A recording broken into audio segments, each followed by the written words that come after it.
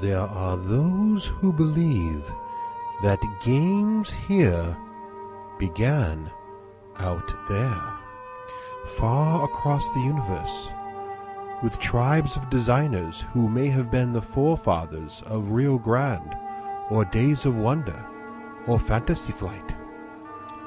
Some believe that there may yet be brothers of man who even now struggle to release games somewhere beyond the heavens.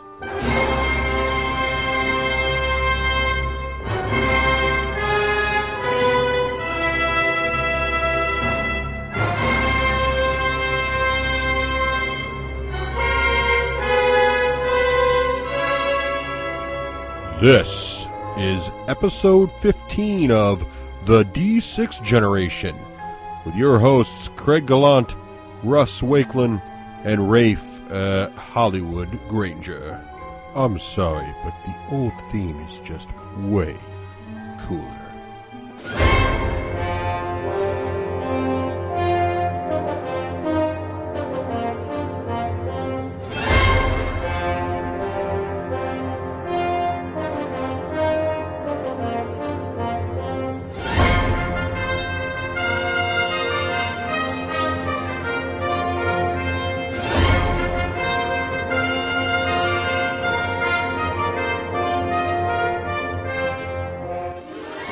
Today, we're happy to feature a special guest, the lead designer from Fantasy Flight's new game, Battlestar Galactica.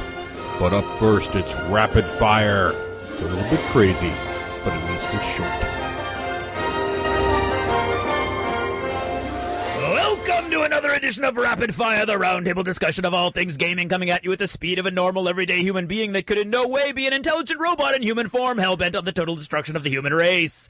This edition is brought to you by Alexander Keith, who wants to thank Jeff Carroll from Podhammer for introducing him to the D6 Generation and encourages all Warhammer Fantasy fans to join Podhammer's inner circle. I'm Geekly McNuttigan, your host. Our panelists are, as always, Russ Susudio Wakelin and Rafe Too Sexy for This Podcast Granger. And as a special guest on this edition, we have Corey, Mr. Roboto Konieczka.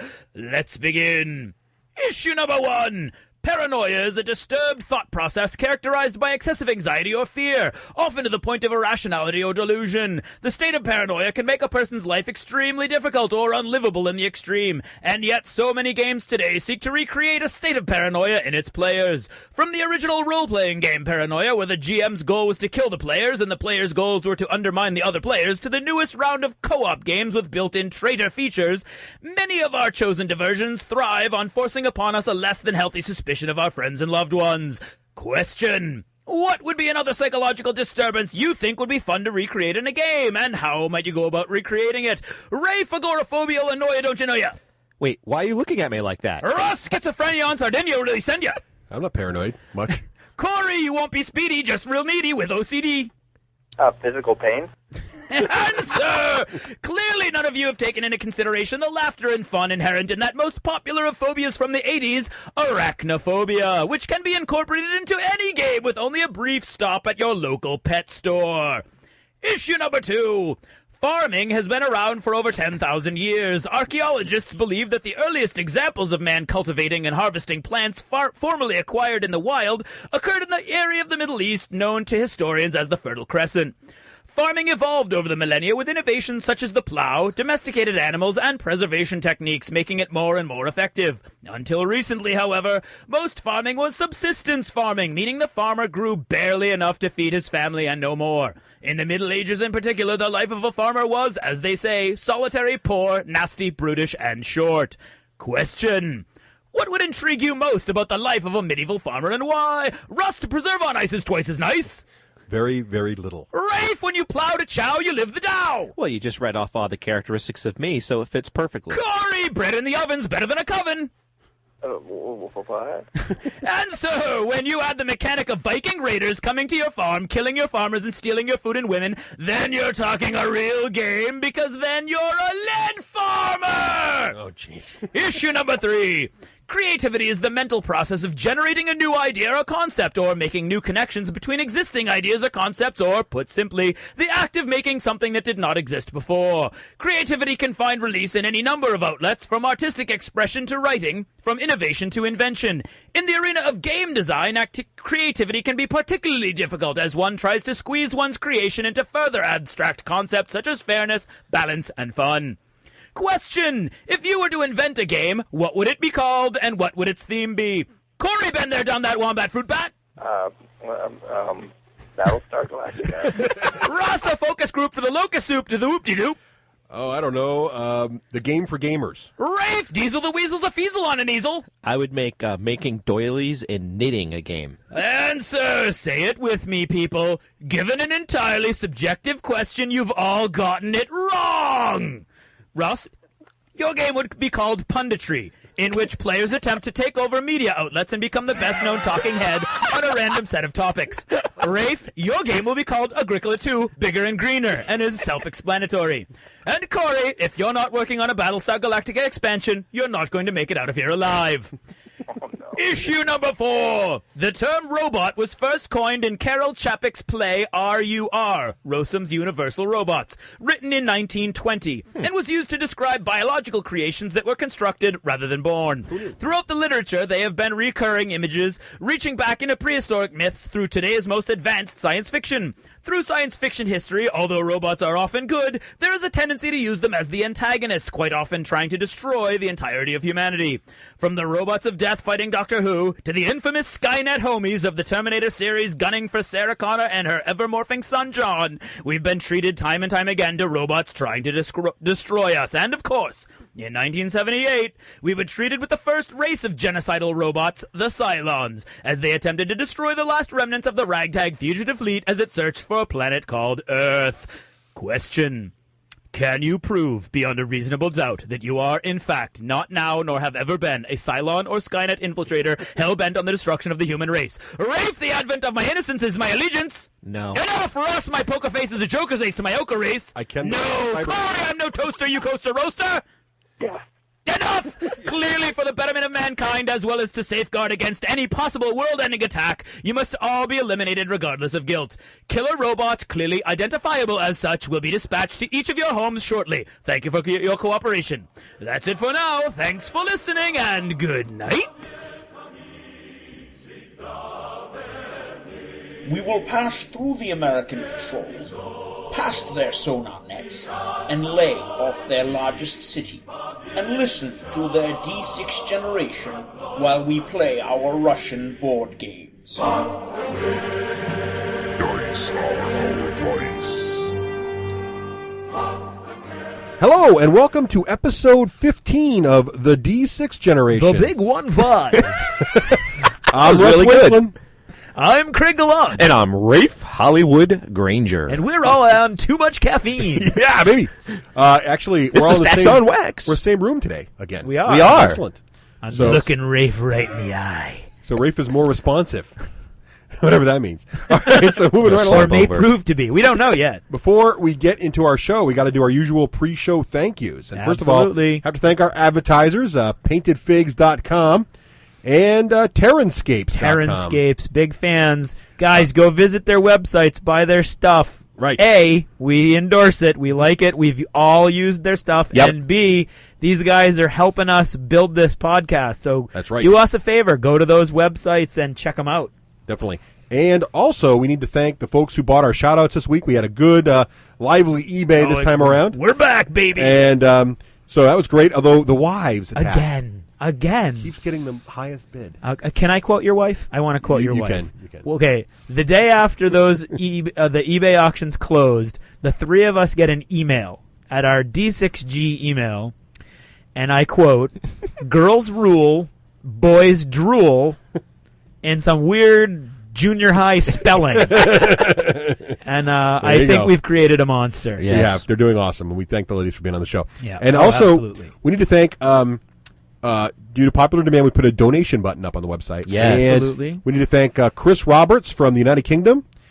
He gave us a nice donation, and he likes that we're general wargaming. And or Genzo Gaming. that was a Very generous donation, Chris. Right. So thank you very much. And a gentleman that goes by the name of Holiday.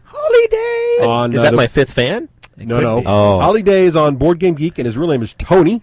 And Tony gave us a very generous donation. and he likes the show, and he thinks that Wives Attack is unique in podcastdom. Which I think is a new word. I think he coined a new word. He did coin a phrase. Podcastdom. And the ladies, thank you. We thank you on the behalf of the ladies. And Yeah, thank and you we for the thank you donation. for inflating our wives' heads. Right. Yes. And we also need to thank all the folks leaving iTunes reviews. Didn't get a chance today. We had a big interview coming up later. Yep. With Corey from Fantasy we're Flight Games. Totally off schedule this week, but we'll catch up with those next we'll, episode. We'll give a double iTunes shout out next time. And Actually, I like it just the way you did. Thank you for leaving those iTunes. No, I like it when we. we give props to people. Those are great. We all know how ridiculously difficult it is to Yes, leave it an is, iTunes it review. is. They deserve some I agree. mention. All right. Now, we have a couple contests we should talk about. We should talk. Let's talk about Touch of Evil first, though. Before we get into, we have the winners to announce of the Painted We Figs do. contest. We do. That's we'll exciting. save that for a minute, and let's talk about our current ongoing contest. All right. The Touch of Evil contest. So, Craig, what are we giving away? Well, we're giving away a signed copy of the Flying Frog Productions game Touch of Evil. Yes. Not yet available. Correct. Signed by the designer. Yep. And we are, and And the the- CD that comes Yes, with it is yes. signed by the composer, and one of the game cards is Yes. signed by the actress. Yes, that's right. So it's quite a little signed composition that we've got. Brand there for new. you. Brand new, Only unpunched. opened so that they could sign. Absolutely. Now, how do they win this little baby? Well, you have to be a little artistic to win this one, I'm afraid. Not autistic. Not autistic. Well, Did we use that that might joke help too, last though. time? Okay. Yeah, we're going to get some letters. Okay, anyway. Send them to Craig at... Oh, yeah, that's fair. Okay. We want you to compose us some music, some theme music. That doesn't have to be any lyrics, although, hey, if it does, the more the merrier. Right. But what we're looking for is some really good music you think kind of Captures the invokes essence. us, captures the essence of the D6G. Whatever that is. I'm not sure. Okay, I mean, we're talking. I personally would like something big and grand and movie soundtrack-esque. I think Rafe likes circus jazz, and Russ likes circus music. You heard it all. I do like jazz. Okay, I know you Now, do. now, those entries are getting closer. Last episode, we started this contest, and like all of our massive number of contests we've had, which would be 2, they usually run for 2 episodes. So this contest is due in by the 22nd of September. And that is if the particle accelerator experiment in France does not destroy the Earth, which, All right. if you're listening to this podcast, means that it didn't. Good. So that's a good thing. Did you just curse us? I hope not. I hope not. Well, you're not going to know it. It's going to be a all black right. hole. It's going to happen at about 1 a.m. our time tonight. So All right. if you're listening, we're I'll be all playing alive. WoW. We Yay. did good. So There you go. playing You'll go WoW. out playing Only WoW. those playing WoW will be saved. It's going to twist so just to the clear up revelations. what we're talking about here, again, to enter the submit your D6G theme music, you got to get us a file emailed to us by the MP3 22nd file or Wave. 22nd, which is a Monday, by midnight GMT on that day, and that will get in the contest. We'll judge them all, and the music we choose to use the winner will get the Touch of Evil autographed edition. Absolutely. And Yes. we have some great entries already. We've got Right. so far we've Good got ones. 3 that are at the absolute top. But don't let it deter you. Jump No. in and give it a try. 'Cause You Yep. never know. Now, also, our last contest just ended Today. which was to win the pre-painted by paintedfigs.com Everblight models, Hordes models, and the goal of this contest was you had to enter a poem A poem about the Iron Kingdoms, about the Iron Kingdoms. and we preferred if it was done through voicemail. Voicemail preferred. And fortunately, our listeners answered with some great voicemail stuff. So let's start There were a off. lot of great poems, first of There all. were some great entries. There were great poems that were sadly, sent by voicemail and written poems. We could only pick one to be the winner, That's right. but we are going to play the top 3 entries. But Okay. we like to say at the D6G, you're all not winners. You're all not. You're all not winners. Right, because I'm not PC. There's no hate. There's a difference between not being PC and not making sense. Oh, okay. That made no sense. So here we go. First, we're You're going to all listen not to. winners to us. Right. So let's listen to, first of all, our entry from Michael Stubbs. And Michael chose the limerick route. I told you. So we'll listen to the limerick. There once was a pirate named Scar who liked to hang out in a bar.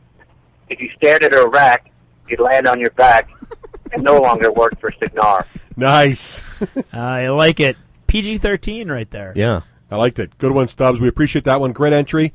Just a little short. So It was a limerick. But he did enter several limericks. He They were did. all quite good. That was by far the best. And so that was Michael's entry. So that's up. That's up for the. That's the the running. number third place That's entry. third place. Now, second place goes to Rafe wants you to know you're not a winner. Rafe. Who was our second place entry there? Carol Steuben. And Carol submitted the song she titled Drago, Drago, Drago. This was close, I want to say. And here we go. Yes. Hi, this is to leave my wacky contest entry. My name is Carol Steuben. I play War Machine, and my boyfriend told me I should sing you the little song that I wrote when he got me Drago. Here we go. Drago, Drago, Drago, we made you out of steel. Drago, Drago, Drago, with trenchers you will deal. Woo! Drago, Drago, Drago, we chained you to the wall. Yeehaw! Drago, Drago, Drago, with axes made of wall. Drago, Drago, Drago, we'll let you out to play. Wow. Drago, Drago, Drago, so Texas die today. Drago, Drago, Drago, our die roll was too low. Oh, no. Drago, Drago, Drago, your cortex it will blow. Drago, Drago, Drago, there's not much left of you. Aw. Drago, Drago, Drago, but Krios is dead too. Yay. Drago, Drago, Drago, we bet you're really mad. Drago, Drago, Drago, next time we'll play with Vlad. For the motherland! Yay! That was great. Great, That was so close to winning that It I was. won't mention any. And Carol, even though you didn't win, So you are not a winner, just to be clear. that song was so great that I'm sure clips of that Drago, Drago, Drago bit will be gracing the D6 generation for many, many, many, Many. episodes to come. Let me And, tell you the three reasons why I really liked it. A real live girl plays War Machine.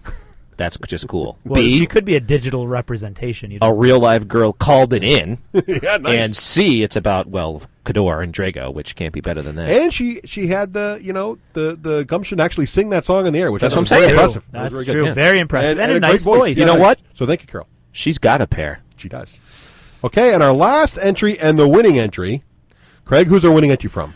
Our winning entry is from Owen of Wales, and he submitted a poem entitled The Iron Kingdoms. Isn't Wales part of England? No, listen carefully. Hello, this is Owen's recording of the poem entry for the Iron Kingdoms poem competition. I hope you find it artistically integral and all-round excellent, but here we are anyway, all the way from Wales, which is not in England and is in a country of its own. In fact, we've got heroes in Wales like Owen Glyndŵr, who makes Braveheart look like Wayland Smithers. But I digress. Here is my poem. Craig, Russ and Rafe, they love all their games, from intrigue at Camelot to world wars in flames, but striding amongst them like a huge monstrous beast, one system stands tall, and on it they feast. Set in a land of steel and of iron, it roars onto the tail like a gigantic lion. The game is named Hordes, its figures are metal, and through its mechanics, grand wars you will settle. Into the carnage and through the great mix for us comes Caer the Wildborn and Iron Leech Asphyxius, taking your hordes from 4 warring clans. It's a sweet taste of fantasy for machine fans. For when the team at D6 to play it's a must, for when all comes to pass, in privateer they trust. Thanks very much for listening. Great show. Enjoying it. Hope you're good. Take care. Bye. Bye. Thank you, Owen. That was Okay. awesome. Nice job. That's our winner. Now, that was our winner. Now, Owen is a winner. Owen pulled it out. Owen is a winner. First of all, it was about hordes, which Yes, is bonus it was. points. Yes. I don't know why you keep saying that. It's bonus points for you, I It was guess. bonus points because the miniatures we're giving away are hordes. Yes, miniatures. we I said know, I know. Iron But it could Kingdom. be I know. anybody. I don't We want say people to that think. bonus points for hordes and bonus points Well, for whatever. Colin. Okay. And I just think you think his accent is sexy. That's I me. find That's it why I disturbing. voted He for sounds it. just like the gentleman who reads the Harry Potter books. And the guy that narrates, the same gentleman who narrates Pushing Daisies. See, that's what it sounds like to Yeah, me. it was the same narrator, same Yeah, same okay. guy. So I just so it was liked it. excellent. Plus, it sort of sounded like a Dr. Seuss, Grinch narrator too. All the thing, all wrapped together. Yeah. I thought And it mixed the D6G in with the Iron. Well, he got us Kingdoms. in there too, Yeah. which is good. Yeah. So And good on he- you, Owen. Email us your address, and we'll get that. We'll have paintedfigs.com. send it out to you. Congratulations. And congratulations! Nice entry. Thank you And so much. to everybody who entered, also, we got a lot of entries, and it was great reading all of your poems. So thank Yeah, you they were very awesome. much. Thank you very much to all that entered. So on today's show, as you could tell from our intro theme, we're going to be doing quite a bit with Battlestar Galactica. First, we have an interview with the game's designer. We're going to find out a lot about him as well as what it's like to work at Fantasy Flight Games. And then we have a super in-depth review of the game Battlestar Galactica, due out next month from Fantasy Flight. But first, achievements in gaming. So, Rafe, what were you... Oh, actually, first, before I almost blow it again, I did it Rafe, again. who was achievements in gaming brought to us by this time? It is brought to us by, and I'm very happy. Hail from Owen of the Drigu Dewil Club in Wales, who says not to remember, although we do. He says remember. I didn't misread it. He normally reminds us to remember that Wales is not part of England, but he doesn't remind us that today. He knows we know that now. Okay, good. Got He in the says, country. remember, friends in the U.S., the correct way to say Craig is C-R-A-I-G, or Craig. Well, luckily he said it in his entry, so we know how Craig, which is oddly enough how my grandmother says Yes, it. There you and go. we know this because it is a Welsh name. Oh, indeed it is. Right. So thank you, Owen, and good on you for winning the contest It there. means Rocky Hill. Right. So, Rafe, so what were you up to in the last couple of weeks in gaming? And it All right. says Deutsch Craig. Come on, man. I didn't know how to believe say that's that. something to me, and you forgot We'll it. give him You an just achievement dropped for it. that. Yep. There we go. Well, I just want to point out that I do get everybody's email when I ask for emails in the Hollywood Minute and such. I do get He just them. ignores them. No, I read them all. It's just with my job, I spend a lot of my job responding to people on the phone and by So email. he refuses to respond to us also. No, so I don't just- feel we get nothing. upset. I just get tired and I just can't type another thing. I wish I had one of those jobs. I'd like to point out that we're here in the big 1-5, the big Woohoo! 15th Achievement for episode. that. Yay! As Russ pointed out, add them together, it makes 6. Right. Well, what I'd like Look to at point it out is upside down. It looks kind of like 21. now seriously, folks, seriously, with me in the mix, Random Rafe. Uh-oh. Did you really think we'd get to 15 episodes? I want your honest I'm opinions. just impressed we've been doing this for 6 months. Yeah, That's just insane. I'm impressed that we did it, and I'm impressed with you. I'm personally You've done a very- impressed. You've done a very good job of staying focused. We'll give you an achievement for being here for 6 All right, months. good. Absolutely. All right, good. There you go. And I intend to be here for 6 months more. Excellent. Can we get you on a 6-month commitment at a time? Is that Yes, my contract's expired. I need an agent. All right. Okay, I played Battlestar Galactica. Woo. I played Agricola, which is a farm-based economics game, which I really liked. Dirt farming, baby. I played WoW. It's the same thing. I've learned. I go hot, then cold, then hot. So I was Are you bored hot? with it. Yeah, I'm hot, and I'm enjoying it. It's really good. No achievements for MMOs. That's fine. So War is out. Warhammer Online in the beta, That's right. Beta Edition. launched this past Sunday. and Beta I'm this sure I'll Saturday. let Russ talk about it. And Seventh. and here's I loved the hype. I anticipated it, and then Uh-oh. my laptop is not powerful enough to play the game. It does have steeper requirements than WoW. Yeah, I'm kind of bummed about this, and I don't want to go too far off topic on it. When people sometimes are surmising, is War going to be the WoW killer? And I think this one thing right here will probably mean it's not the WoW killer, which is to say, I don't fault War. I think the graphics look sweet, but if my machine can't play it, I have a laptop that's probably less than 8 months old, Yeah, and but it it's can't not a play. gaming laptop. It's not a gaming laptop, and it can't play it. Then I suspect other people may run into that too. Well, that's the big challenge on why so many people like consoles nowadays, right? Because Yeah. consoles, Yes. it just works. You don't have to worry about do my requirements add up and all that crap. Yeah, which Russ and I have talked about. I mean, I'm looking forward to the two or three big games coming out for the 360. And again, it's not a bummer, or it's great to just think, Russ, on the 16th, I can go buy Star Wars Force Unleashed, pop in, it's going to work, and Russ and I can be talking about Star Wars. Right. Now, I have a question from Yeah. outside this culture. How often do you have to upgrade your PS3?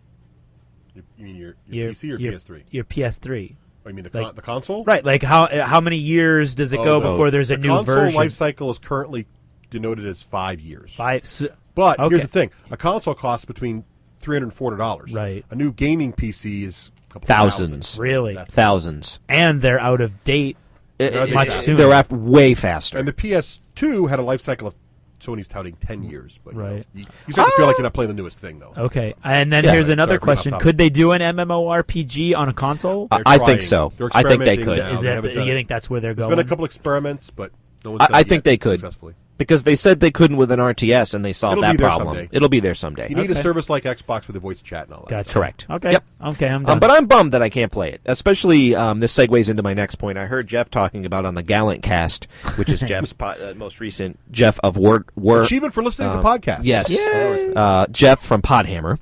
And Craig did a guest appearance there, which was a great show. He was mentioning he's checking it out when it goes live, and he's going to have a guild, and I was really bummed that I can't be part of it, because I'm not going to be buying a $2,000 PC. You don't need, the requirements are not that steep. Your laptop. Well, my PC's out of date, and I'll need a new one. My Anyway. PC's 4 years old, and it does run it. Yep. It's Anyway, what you focused on when you got it. Right? Yeah. Well, laptops generally. Yeah. Anyway. yeah, they're not really designed for gaming unless you get a gaming one. So my two last points are: I just have to make a shout out for Dave on the podcast. That would be Swearing Dave. Yes, from Podhammer. and I think it was Dave and not Matt. I'm not sure about the two voices, no, but it was Dave. They were rambling about the Olympics, which I love it. I love it when we go off topic, and I love it when they go off topic. And Dave made the most hilarious... That whole episode was pretty much off topic, if memory serves. But not that I'm complaining. They're talking about the Olympics, and Dave starts to say, what do they need a coach for ping pong for? Well, he was complaining that a coach from ping pong got a free trip to Japan. Yeah, or China. To China is what he was complaining. And he said something to the effect of, like, what does the coach do? Say... hit the white ball with the wooden mallet, mate, or something like that. The wood, mate. Yeah. Put it on the wood. Put it on the wood. And for that, he got a free chip. Oh, I just thought that was hilarious. And if you haven't heard Gallant Cast yet, Craig is I just thought it was a good Podhammer episode. I really liked it. Thank you very much. Oh, and it scratched the itch, too, so I'm going to be building those Graveguard up. Okay. Yep, I'm done. Oh, no, I got one more thing. Yeah, a little minor thing. All right, little minor thing. Okay, so I wrote a book. Whoa! Achievement for writing. Yes. Me too. They're small. Now, this book is a different kind of book. I did submit it to a publisher. Okay. Yeah. I would tell these stories to my kids called the Diesel the Weasel stories. And my kids loved them. And one day my wife's like, you ought to write that down. I'm like, yeah, whatever. Well, I did. There was a call from Wizards of the Coast, I don't know, about 6-8 months back. And they were really looking for junior high-level reading submissions. But I sent mine in anyway, just to say I sent it to a publisher. And they responded and said, no thanks. Right. But you don't know. I don't know why. It's probably because the wrong age group. Or Diesel and Weasel shouldn't really rhyme. Be the person. Right, exactly. But, probably because the book stinks. So I'm putting myself out there. I bound it up together through Lulu.com. You can get it in print. You can get it in ebook download. And here's the thing, guys. Here's how it's designed. It's designed for fathers or like-minded mothers, like me, who don't want to read our young school-age children's books, and we get sick of reading about big red dogs and magic tree houses and ponies. In other words, all the books you read for your young kids are all sort of non-fantasy gamers. So I made a kid-level version fantasy book to read to your kids. Ooh. Or sounds exciting. A good first or second grade reader could be there. So what I'd like you to do is check it out on Lulu.com.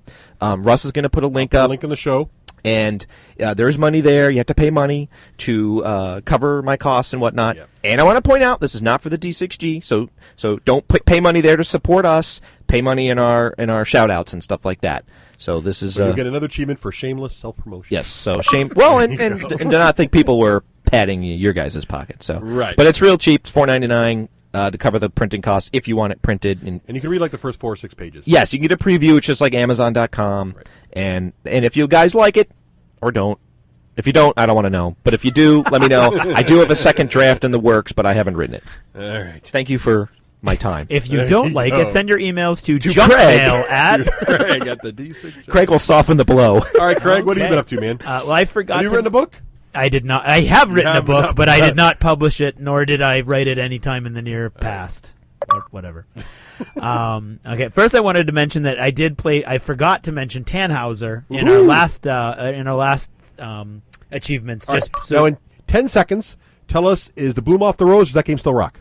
no, the game still rocks. I That's why I like wanted that to game. mention it. I want to play Let's it. go back to games we reviewed a while Looking ago. forward to Novgorod. Yes. All the different pieces that we saw at Gen Con. I played the game about a couple weeks ago too, and that game still rocks. Yeah, I agree. So I enjoyed that. Monster Apocalypse-a-Loza with Russ. Wow. And we had a blast. That is and a neat game. Every time we play it, it just gets deeper and deeper, and I'm getting slightly more and more resentful about the purchase scheme, but... because I'm not going to be able to resist the damn game. That's the problem right here. Ultimately, it's a we'll selfish do a full review response. in a future episode, probably soon. Yep. And I've played Battlestar Galactica twice more. Ooh. I played it once with the boys at the game store, and the freaking Cylons won again. Yay. I have a problem. I've realized that from now on, I cannot play Battlestar Galactica with Russ if the rest of the table doesn't know him. I disavow any knowledge of the issue you're speaking of. I don't know if I just know his tells, or if he just has a rotten poker face and nobody else at the table could see it. But I knew he was a frickin' Cylon from turn one. Well, no, you want to know the secret to that game? What? I decided that game, because I got dealt the Cylon card like first thing. And I thought to myself, it'd be kind of fun to see how far I can go and how many of the Cylons will join me. Because I wanted to see how it would work out. Yeah. How did it work out? I hate that. I wasn't there. I was farming. I know. But I heard something about Agricola! an innocent person being thrown in the brig or something. I don't want to talk here's about the problem. it. If you're here's the thing, Starbuck. Let's not get We'll get into it later. We're not going to get into the later. technicals. Yeah. But I'll give examples. Suffice it to say that if you ever get a chance to play a game with Russ, don't make it Battlestar Galactica. Cutthroat Caverns, I got the Deeper and Darker expansion and used it. That's actually the expansion Rafe and I played it. Hey, how'd you get that? It's out. Yeah, Dan kind of pulled some strings. Wow. Yeah, Dan at Myriad Games found me in the dank, dark corner of some warehouse. Of some cavern. Yeah, of some cavern. And it's just neat. It adds a little more depth. Yeah, it adds I like a lot it. more monsters, and that's another game that just gets better and better as you play it. I am looking at the Orcs and Marines for 40K. Damn, the Assault on Black Reach. Interesting. And I've got to tell you that the whole evil corporation thing with GW, they're still doing it, but now they're doing it the right way. Uh-oh. They're What do you doing mean? it with teasers and promotions. And I was like, I don't know. Black Reach, it's got some models. Okay. White Dwarf comes with a free Orc knob and a free Terminator. The next thing you know, you're looking at the Orc knob. The next thing you know, you're buying the last copy of the Orc Codex. Marketing. Gotcha. Under Russ's nose. Yeah, you can.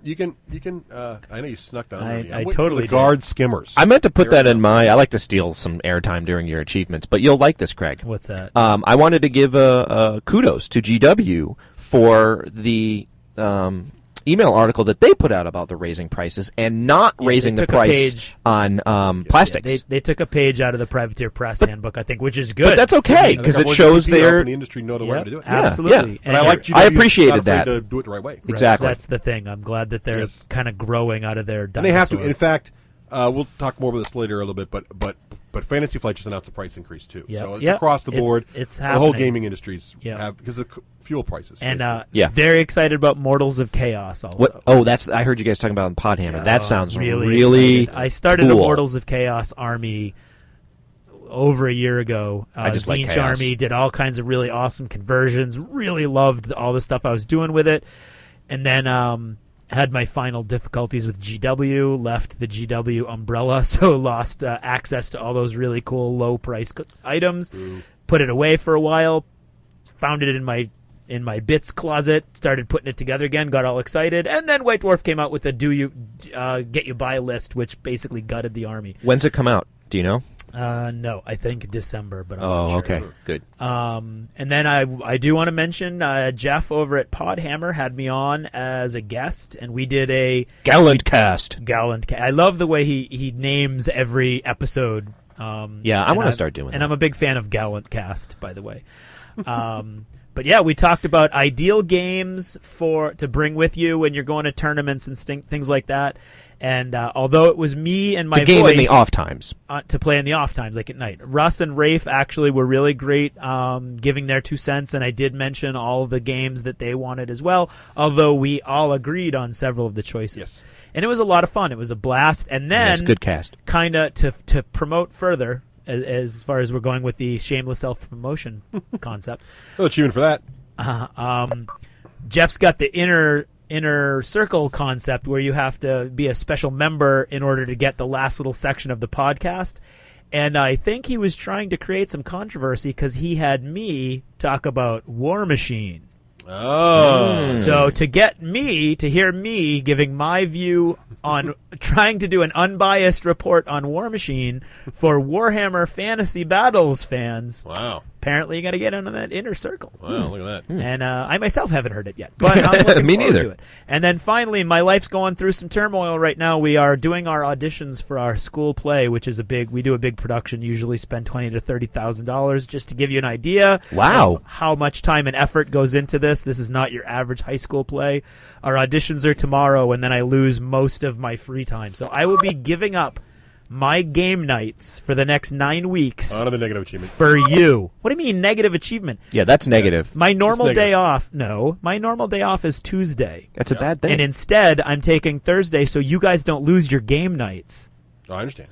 So I get a negative achievement for that? No, it's good positive achievement from the D6G point of view. It's negative achievement for you. You. On gaming. Right. Right, okay, negative, right. but I don't think it should be like some sort of negative. No, I'll give you mark on it. I'll give you a positive achievement. I feel like I'm taking a bullet, to be You totally are, honest. you are. The team's happy. Before we leave achievements in gaming, we did have a couple of we received some emails about our Gen Con episode, right? Mea culpa, mea maxima culpa. And so we didn't want to present, or Craig and Rafe didn't want to present that what they said was totally, the only thing you could No see there. one man could experience all of the great wonder that is Gen Con. So we got some emails that were like, "Hey guys, you said there was none of this company, but they were on the floor, the third floor, second room, wing 5. You missed them, kind of." Yes. So what kind of things did we miss there, Craig? Well, first of all, I wanted to kind of extend a little bit of an apology to Days of Wonder and Rio Grande Games. Apparently, Days of Wonder had a huge hall that they were running upstairs in the main building. And they basically decided to focus on customers rather than like the players of their game, rather than be a store on the main floor. Yeah. And so we totally missed that. We totally missed that. We didn't know about it. We didn't go to it. We wish we had. Oh yeah, I would have loved it. Still, the whole thing with their product problems, which was not their fault, but we really wish we had gone upstairs and seen that. I don't know how we missed it, but we did. So mea culpa. And then Rio Grande Games, we did find that room. Yes. It was the room we were talking about. But apparently we are not as in the know, and I feel comfortable saying this, we're not as in the know as far as what's coming up at Rio Grande Games. Rio Grande Games is more of a situation where we really like some games that they make, not so much that we follow their game, company. Their company. Although I'm excited about 2 of their games. What are they? Race for the Galaxy. That was not You've misspoken that yet again. What? Okay. Wraith for the Galaxy. Moving on. No, but there's another new game coming out called Galaxy Trucker. Right, that wasn't there. That wasn't there. That's too bad. Because I was looking for those for you. But apparently the games that were there were really popular games that were up and coming, and we didn't have our fingers on the pulse of the Rio Grande. And the other thing, because at one point we went in there, remember there was food? Yes. And I thought we had walked in on some kind of reception. Because there was a for people not like us. There was a full spread. And I felt like we had kind of trespassed on it. But apparently, the owner of Rio Grande Games, or somebody very high up in the program, had actually done all this for gamers that enjoy Rio Grande Games, and it was just like it was a special thank you for all the fans, and we misunderstood. We were getting some hairy eyeballs when we walked in, and I think one of our listeners actually said it was probably because people were coming in and just eating. So they thought we were scouting the bar, the food, the salad, the bar melon there. balls. And then finally, there's the miniatures painting events that we missed completely. I would have loved to have seen that. I knew they were there. I just didn't go. We literally were. We were really busy, and despite the fact that Russ is now mocking us because we keep saying we were running from interview to interview, I'm not mocking we you. were. You were. You totally were. I read that email. That email you did send, my friend. And anyway, so there were lots of competitions. There were contests. There were what sounds like Golden Demon level competitions where the best has their version of that. Yeah, but this wasn't any particular game company. There's a generic one too. Right. Everybody under the sun. Right, and this was yes, Privateer Press did have their own at Gen Con, but there was a huge one that was all the best gamers in the country, some from other countries. There was a paint and take, which is great, where you get a little, get a little model, you get to paint it and take it with you for free. Speed painting, which is fun, that you're trying to paint a model and they distract you as you're going. Fastest painter wins. And then they had what sounded to me like they had a master's speed painting competition where they took the best painters from the entire weekend, gave them all the exact same model and a very simple color palette with just very basic colors in an hour. That's cool. And I really wish I had seen that. But we did miss it, and we are going to we're going to check it out next time. There's just so much to do there. There is. There's way too much to do there. You're listening to the D6 generation. We just love playing around. Need to add a big unit to your current force and don't feel like painting that many grunts? Or maybe you want to start a new army and really don't have time to paint it up. That's where PaintedFigs.com can help. For 3 years, their staff with over 20 years of experience in the industry have been providing gamers with high-quality, affordable paint jobs on miniatures from the most popular games, including Flames of War, Warhammer 40,000, Fantasy, War Machine, Hordes, and even a variety of board games. Their full-service packages include the cost of the models themselves at wholesale prices, assembly, painting, and basing. Because they're able to get the models wholesale, you end up with a package appearing on your doorstep full of ready-to-play models at only the fraction over their retail price. Their name says what they do. PaintedFigs.com. High-quality miniature painting at the lowest rates on Earth, even with shipping. Be sure to let them know the D6 generation sent you. And now, what's in the news? Sponsored by Boggs the Rat, because maybe me and the Overlord could cut a deal. Fantasy Flight Games has recently announced an upcoming 10 to 25% price increase across the entire product line. Although not a surprise due to increasing fuel costs, we encourage gamers who've been eyeing FFG products to grab them now. In many cases, games are going up by as much as $10 a piece. Speaking of Fantasy Flight Games, the rules for their new Battlestar Galactica game have been posted for download on their website, along with a full FAQ. Time to check out how to play as Cylons, boys and girls. Other news, what's better than playing an attorney? How about fighting for a good cause as well? The War Machine and Hordes Breast Cancer Brawl will be held in the Massachusetts Hobby Bunker on October 18th. Proceeds will go to help the fight against breast cancer. Checking out breastcancerbrawl.com for more information on how to help save the Tatas. And finally, it has been confirmed that a new film is in the works based on the 1980s television series The Greatest American Hero, to be directed by Stephen Herrick of Bill and Ted's Excellent Adventure fame. There will also be an upcoming comic this November along with webisodes. We've no idea if this is a good call or not, but sometimes it's just fun to wax nostalgic.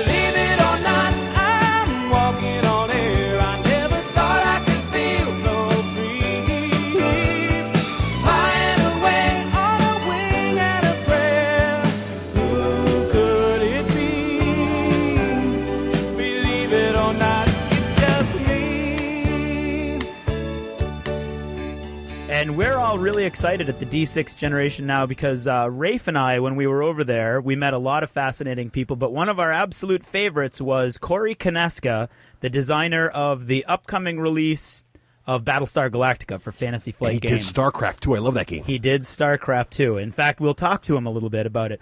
Corey, how you doing today? I'm doing great. Destroy all humans. I mean, wonderful. Good. You want to try to control that.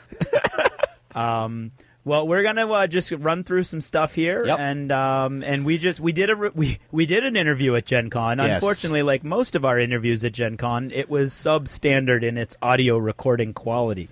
And Corey was great in allowing us to give him a call and try for a do-over. I think his Cylon robotness caused interference at Gen Con, personally. You think that? You think, Yeah. I don't know that It's a red actually spine thing. happens. Yeah. Yeah. It's a red spine thing. We're not going to go there. Okay. Corey, we're going to start with your early years. When did you first get into gaming, and what kind of games do you remember being sort of the catalyst for your interest in that kind of activity? When I was much younger, playing games with my brothers and my parents and family, used to love games like Hero Quest. Oh, and great. Risk, and one of my personal favorites, Acquire, classic syntax. Oh, yeah, yep. Yeah. Yep. Plenty of those games, while growing up, kind of got me into the whole gaming atmosphere.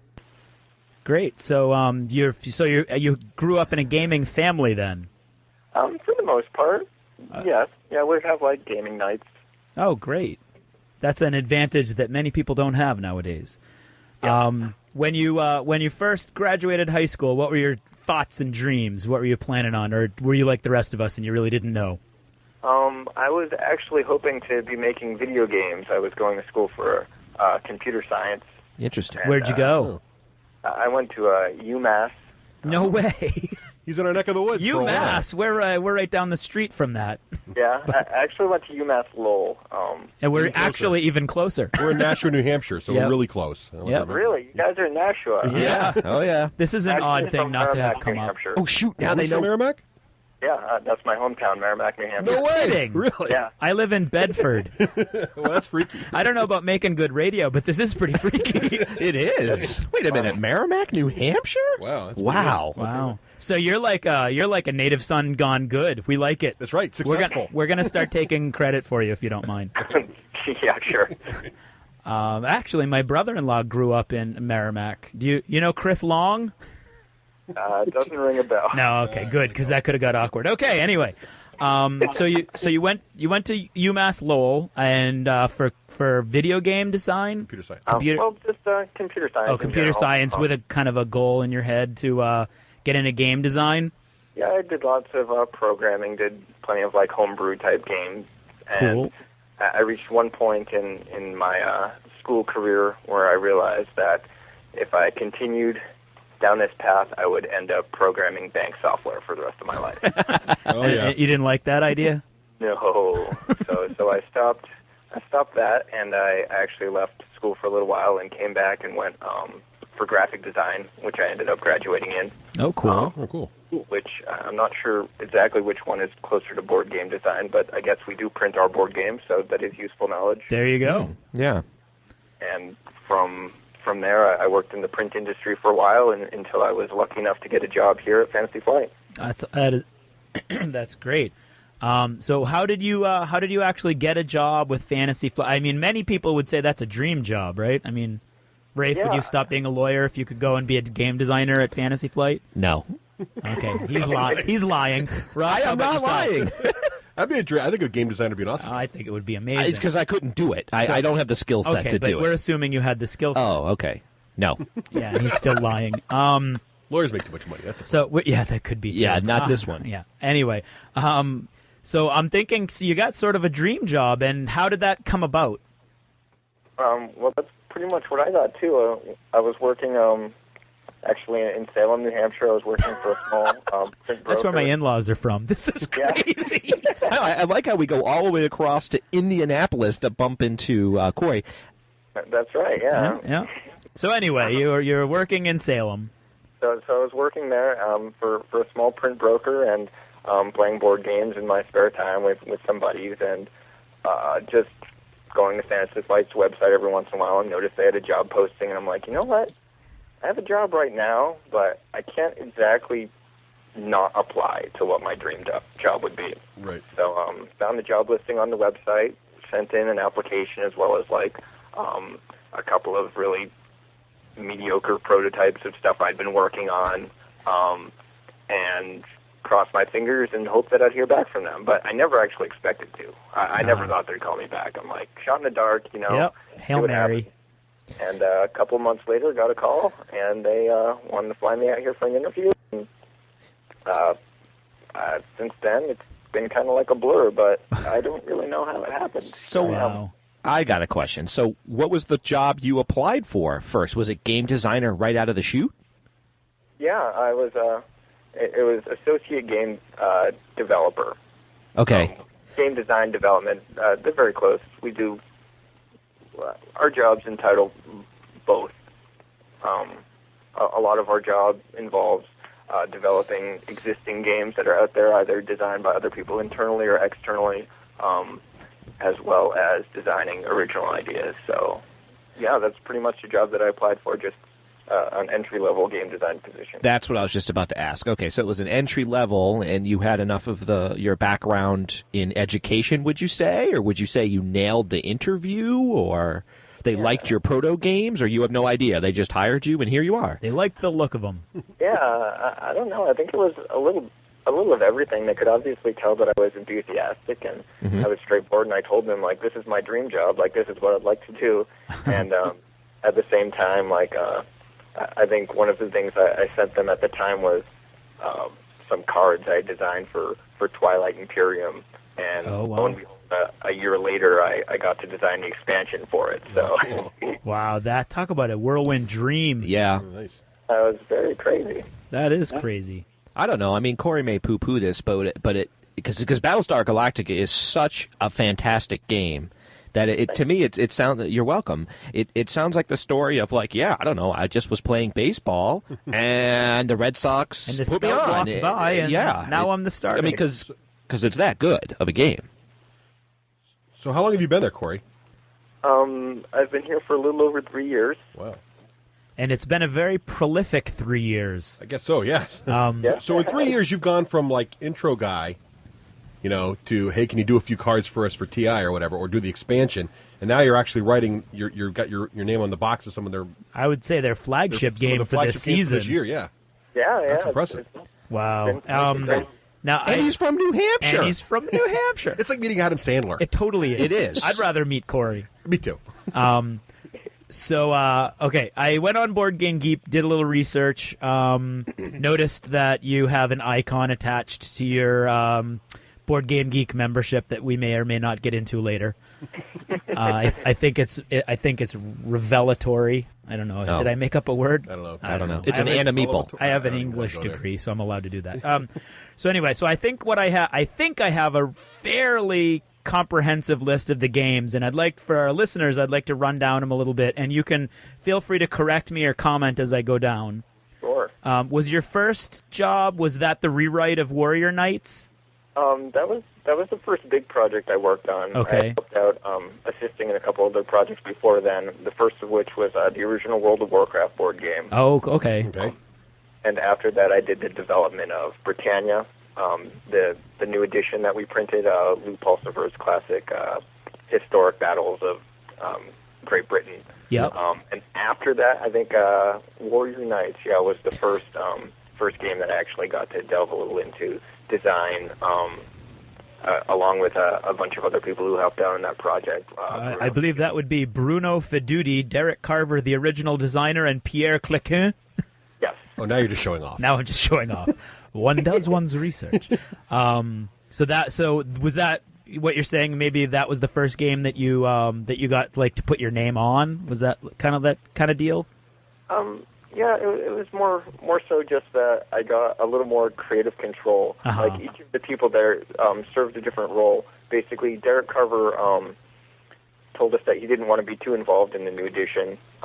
He understood that we wanted to update it to a new modern audience, but he was 100% happy with the way the original game was, and so he just wanted to make sure that they were separate entities. Okay. And Bruno Feduti and Pierre were originally tasked with redesigning the game. So they were commissioned as an outside designer to redesign Warrior Knights.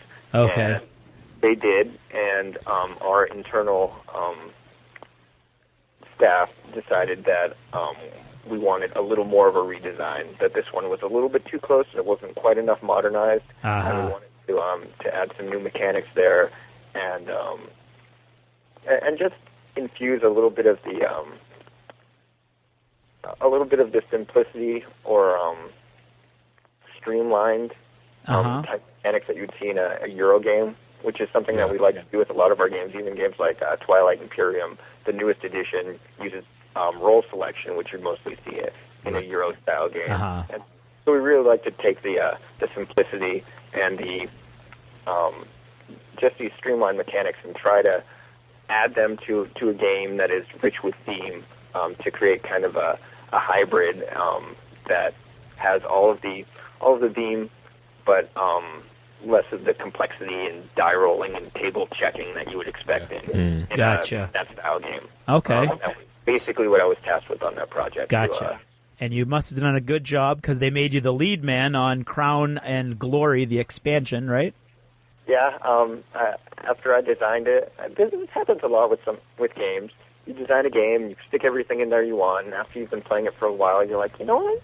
There's some other cool things I could add to this. And I just kind of piled up with notes and ideas and stuff, and after a while, I've got like this, 10-page document, and I'm like, I showed it to my boss. I'm like, you know what? I've got a lot of ideas for an expansion. What do you think of this? And he's like, sure. So I got to make. Okay, so you sold that expansion on your own then? Sort of, yes. I mean, if I wasn't, I guess I'm a full-time staff member here. Right. Designs are internal, and it's all part of my job. Yep. Right, but I mean, that was like an idea that you came up with, and you kind of went to your boss and sold him on the idea of an expansion rather than getting that as a kind of an assignment sort of thing. Yeah, exactly. Well, that's great. Speaking of expansions, you have Storm of Swords, which is an expansion to a Game of Thrones, which is a favorite of Russ and mine, I think. Yep. And that's when Christian T. Peterson kind of comes into the picture, I think, right? Yeah.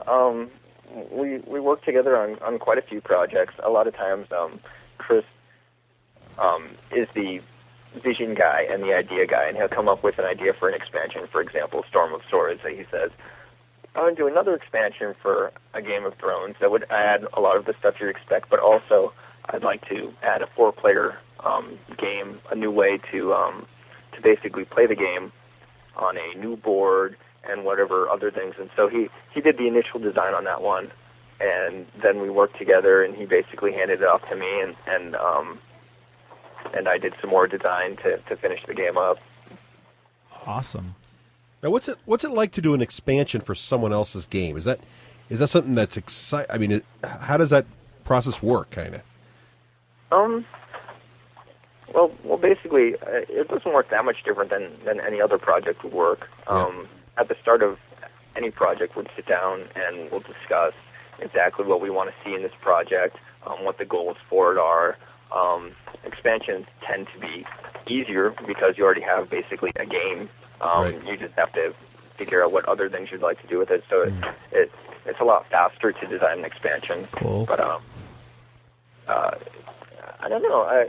I think it's a lot similar, a lot more similar than you'd think to designing a full game. It just kind of cuts out the whole first step of the process where you actually have to find the core and the heart of the game and build up from there.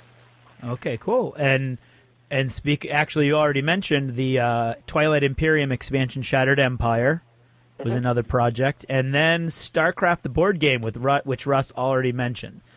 Yeah. We love it. We haven't actually played it enough to do a demo. I played it when it first came out a few times. Right. Yeah. We all played. Yeah. It's a good game. But it's one we really want to come back to for a review because I think it really deserves that kind of treatment.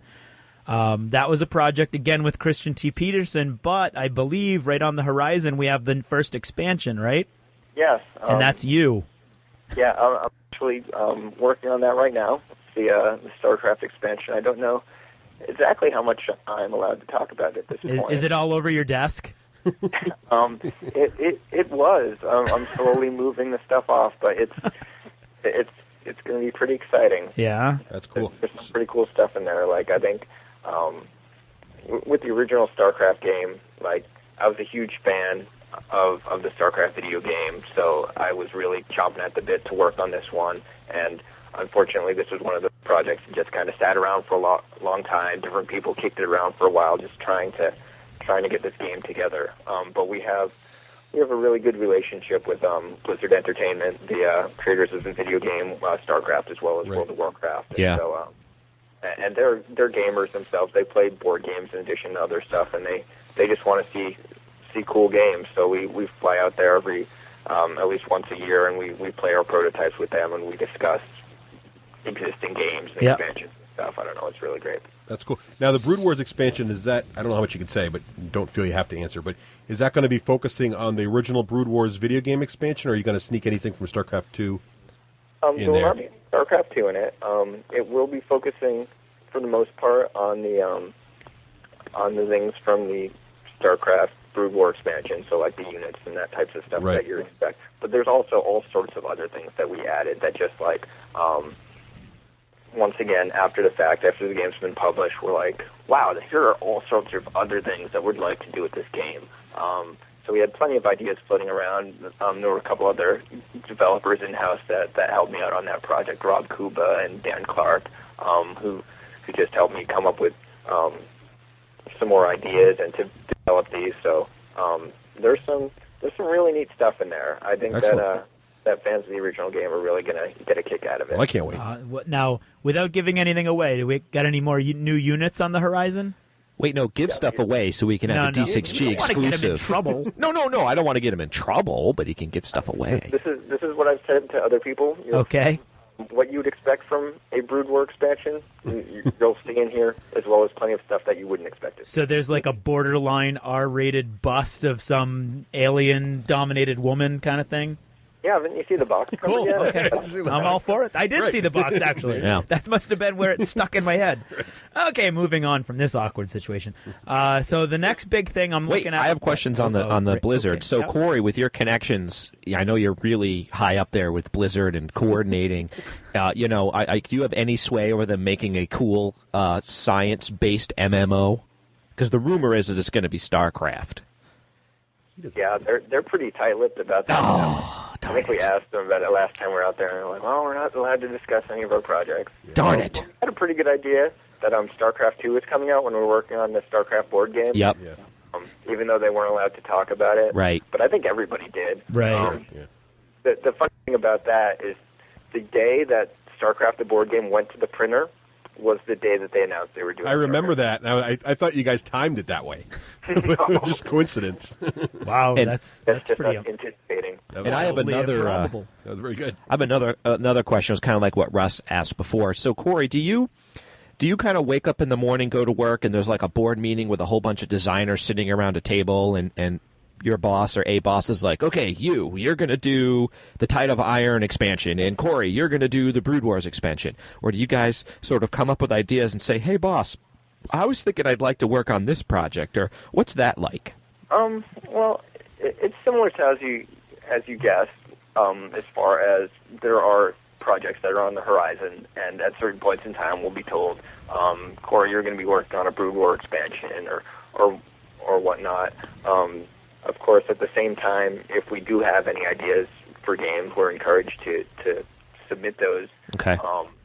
But at this point, we basically have products planned through 2009. So even if I did have this awesome idea for a game, I would get to work on it for quite a long time. Gotcha. Unless it was something small like the Crown and Glory expansion that would take a really small window. But yeah, at this point, everybody's pretty much booked up. And also the turnaround on these games. I mean, I'll finish a game. Let's say I finish Brood War and send that to the printer. I'm not going to actually see that game for like 3 or 4 months, the final printed version of it. And so we're working like basically 4 months ahead of the retail world. So it's really weird to see like Battlestar Galactica, which actually hasn't hit store shelves yet, which I haven't worked on in months and months and months. Oh, yeah. Right, good point. Well, let me ask you this real quick as a follow-up to that, because that was an interesting point.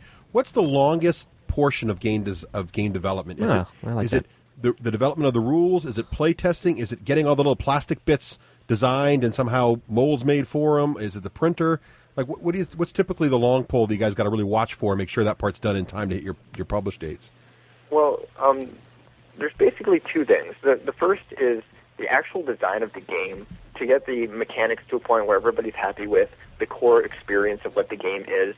Depending upon how big the game is, like if it's a large, one of our huge box games like StarCraft, that takes a long time to actually get that experience polished so that it's something that not only my boss but also the CEO, Christian Peterson, will approve and say that, yes, this is a good game, let's go ahead with that. And that's from the design perspective. But from the other perspective, that the plastic is the biggest bottleneck. Before I even start designing a game like Starcraft or Battlestar Galactica, we basically have to sit down and have a meeting and say, all right, what plastic bits could we possibly have in this game?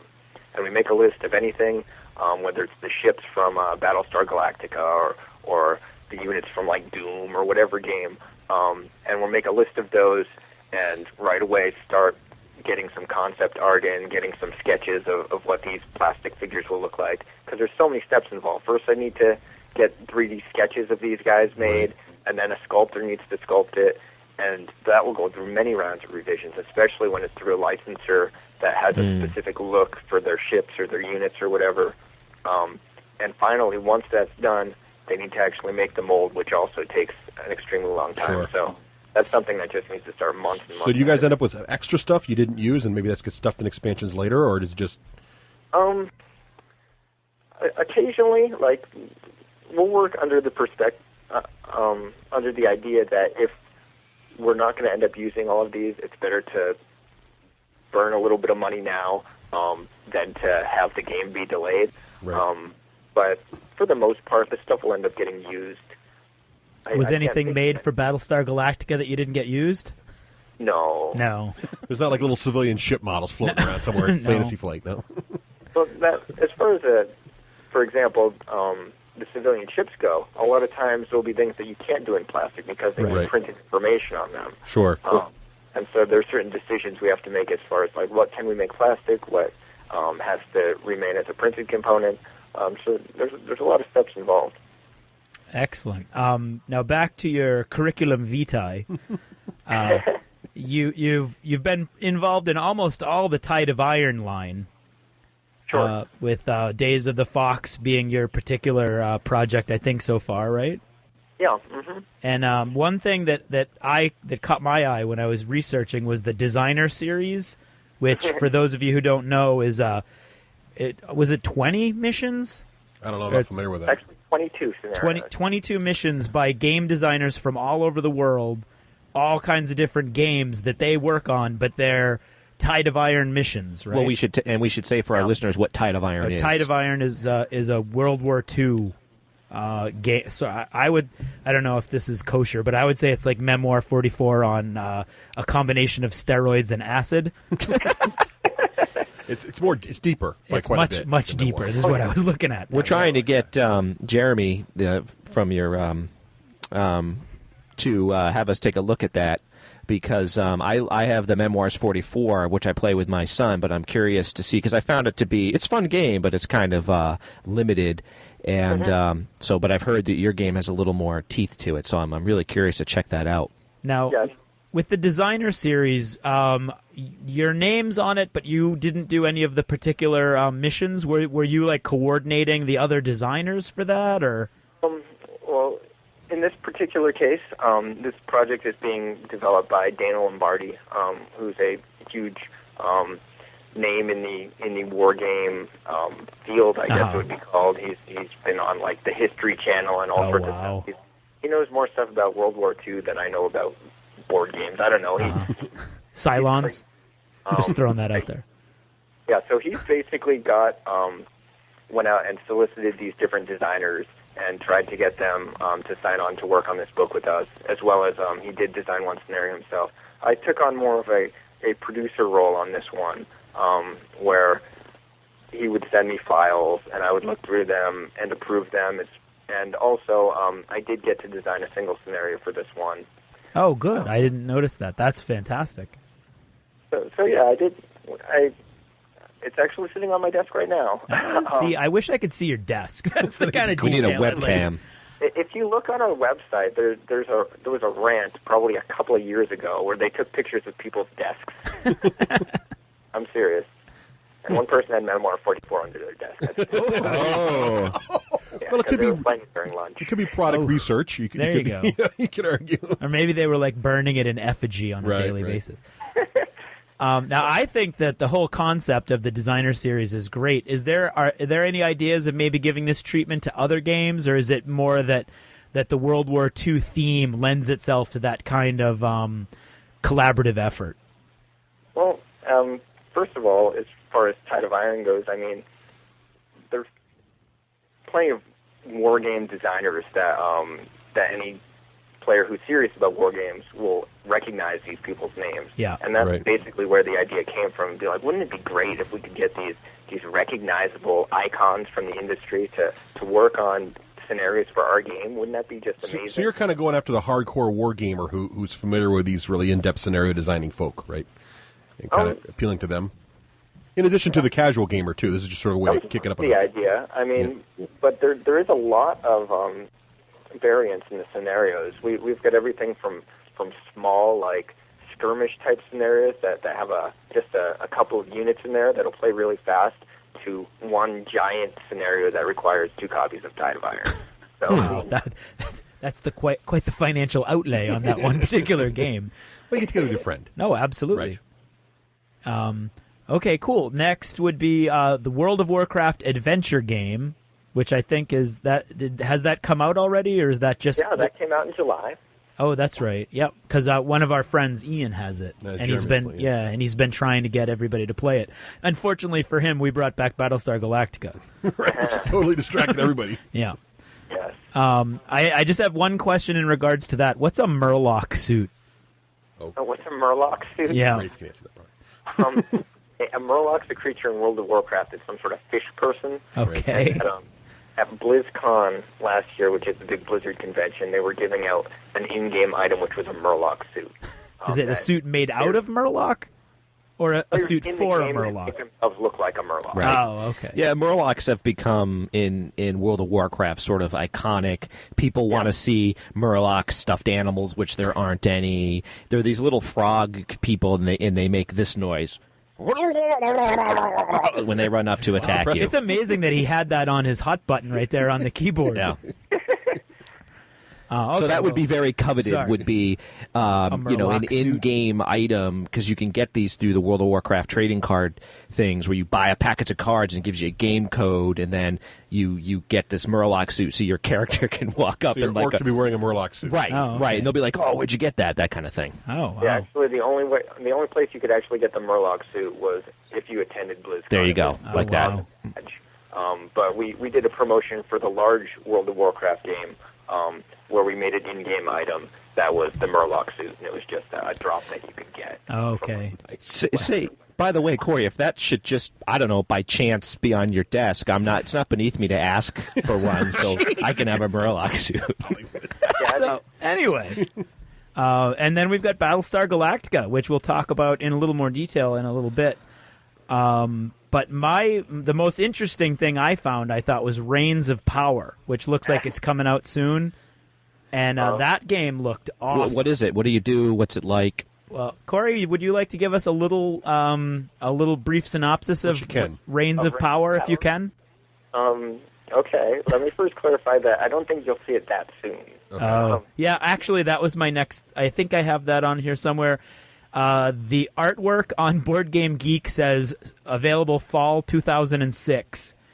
Yes. The text says 2008, and the list that I found it on said 2009. So I'm guessing that something's going on there. This game's been in development for a long, long time. Yeah. Basically, Christian T. Peterson, the owner of the company, had an idea for a global politics war game similar to Supremacy. Mm-hmm. Okay. I don't know if you guys recognize that game. Yep. Big mushroom clouds from probably the 80s, where he wanted to make a game that was similar to that, except not broken. And, Modernize it, make it play cool with some of those European mechanics you talked about. and also with a lot more political type aspects, as far as like you're not just blowing stuff up. Like make it Modern Warfare isn't anything like Risk. Right. To kind of do some sort of simulation of Modern Warfare, and he's been thinking about this for a long time. This is his brainchild, and so you won't see this game until it's perfect, just because so much thought has gone into it. But let me assure you that when you do see it, it will be awesome. Cool. The thing that interested me the most, that I think will really intrigue Russ, who loves to stab his friends in the back, Oh, yeah. is that Rafe, each player plays a superpower, basically, or and you also play the domestic opposition of another player. So Russ might play Europe, but he's also going to play the domestic opposition in the United States, maybe. That's kind of like how Marvel Heroes works from Fantasy Flight. That's true, yeah. In Marvel Heroes, you play the main bad supervillain of the other guy's superhero. That's true. I hadn't thought of that, but I think I can't wait to see that because it seems like it's going to be really cool. Cool mechanic. I don't know how up to date this information is. Yeah, this Okay. This really? is all rumor and speculation. That's at this right, point. which may have already been thrown on the floor of Corey and Christian's offices. Chris is hearing this now and going, "Oh, got to take that out." Thanks, Craig. Okay, now I got just a couple of questions about the design, the process, and I think we'd like to. When you first became a designer, you went in on that entry-level job. What was most interesting or surprising to you about the process? Off the top of my head, just how much things changed during the process. Oh, really? I came in and I was helping out on World of Warcraft, the board game, and I was doing mostly component design. I was doing some quests and some items and stuff like that. And throughout the process of the game, you'll constantly be polishing and changing stuff, as far as finding mechanics that suddenly don't work because something new got added to the game, or you get feedback from outside playtesters that this part of the game isn't as interesting as the other parts are, and so we'll either need to beef that up or change something about something else. So it's really it's surprising how many steps, how many iterations of the game it actually goes through. I'm thinking of Battlestar Galactica prototypes, and I think I have like 20-something different game boards. Really? And granted, some of them were probably just like text changes to different locations, or adding locations, or taking locations off. But it's just a very living process.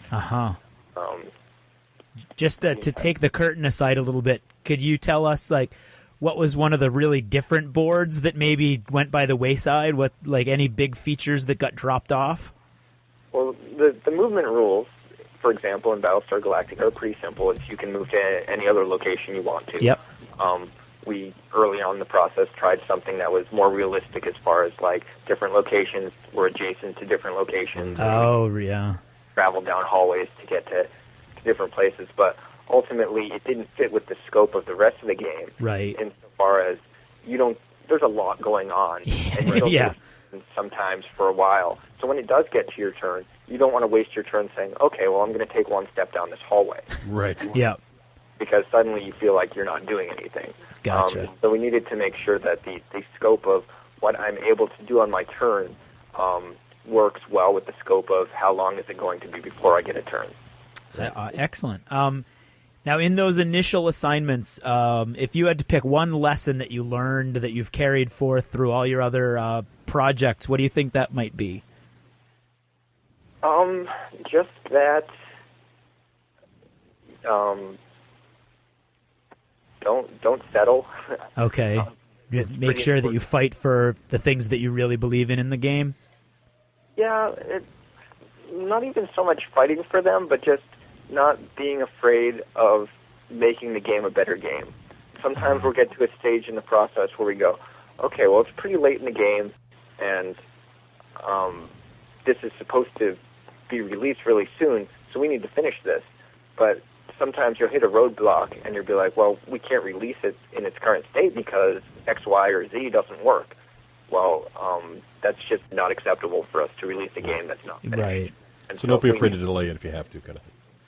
Exactly. I mean, with the original Starcraft board game, it went through many iterations. Originally, Kevin Wilson designed the first iteration of the game, and it ended up going back to the drawing board multiple times with different people. And just the thing that I've taken out of it is that to strive for perfection and to strive to make the best games we possibly can. Excellent. Now, I took a lot of flack in our last interview with Matt Wilson for asking this, but I know that you don't have any children, so I feel like I can ask this. It's still a mean question. It's a mean question, Still ready. but you know what? I'm going to do it anyway. which of all the games you've worked on are you most happy with the final iteration, the final way it came out? I'd have to say Battlestar Galactica. Yeah, see, there you go. They're manning up right there. He's not afraid to say it. Oh, but that's the latest one. He's got to answer it that way. It's the marketing I don't think thing. so. I don't think he has to man. I think it probably. I mean, I like it a lot. It's a very good game. Like it might not even be anything about in particular, like the polish of the game or any of the mechanics in particular. It's just playing the game is an experience, unlike playing lots of different other games. Right. Yeah. That's true. Exactly explain. Yeah. Really was what is so attractive about it to me. I would have to agree. Yeah. Now, would your capturing the mood and the atmosphere of Battlestar, would you say that's maybe one of your greatest achievements so far in your career? Because I couldn't imagine a game that would better capture the atmosphere of the show. Like, if you say it's a great achievement, I'll agree with you. Personally, I'm just happy with how it turned out. I mean, we're all huge fans of the series here in work. We'll watch the DVDs, or when a new episode comes on, we might go over somebody's house to watch it.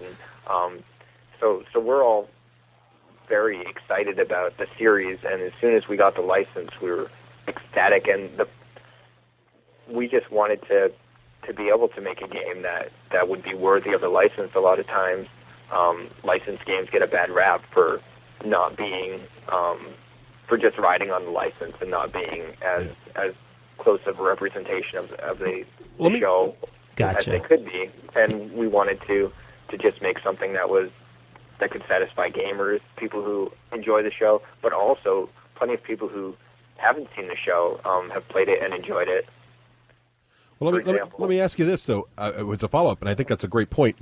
I mean, Fantasy Flight makes a lot of really strong, great licensed games. Starcraft, World of Warcraft, the Doom box set. What are your feelings on working on a licensed product? Is that harder or easier than working on sort of a new IP that you're developing?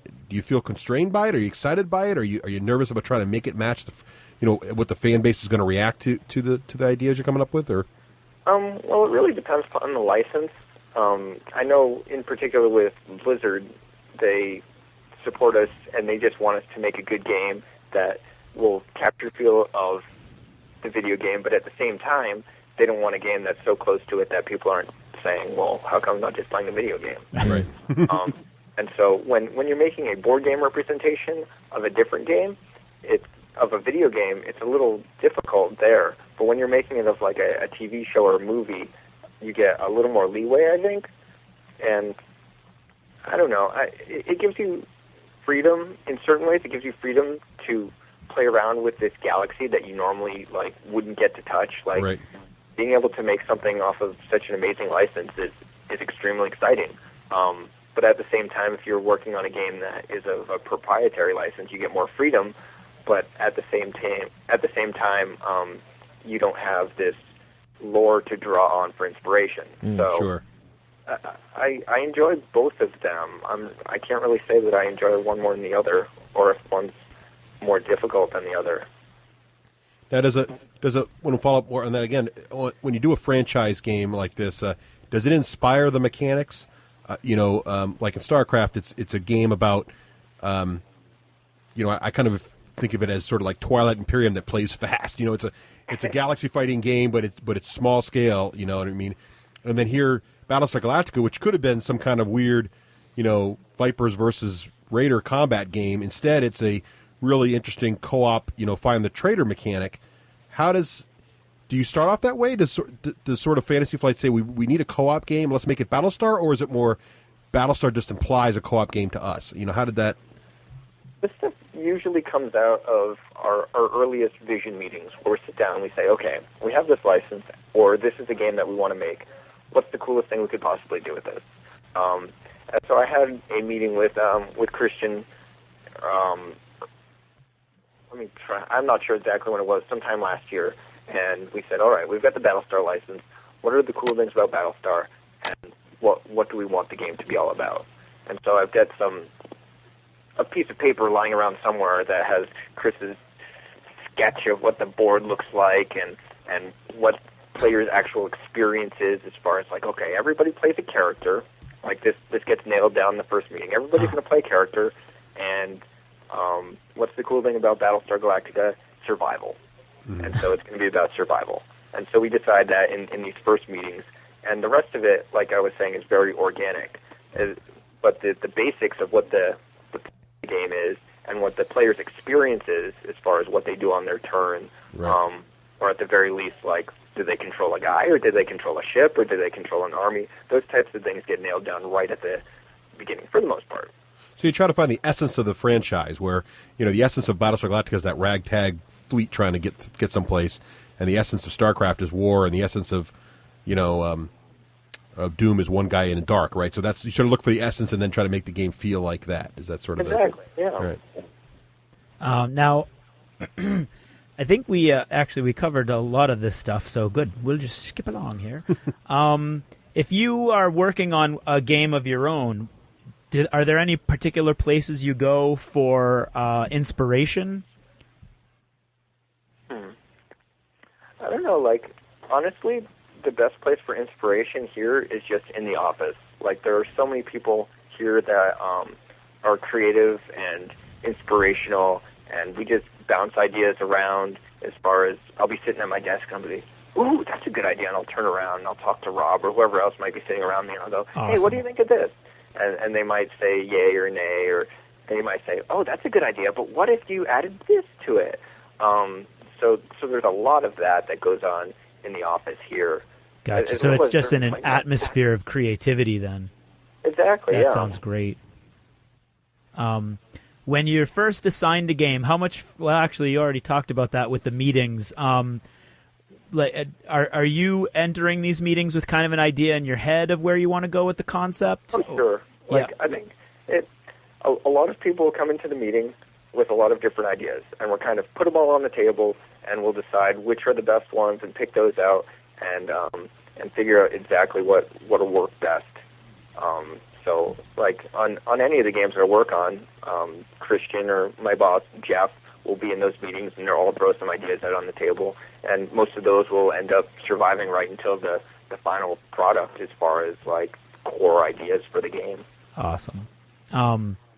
And of the innovative mechanics that you've come up with, what one innovative mechanic, if you had to say that you really enjoyed coming up with something and you're really proud or satisfied of the way it worked out, what would that mechanic be?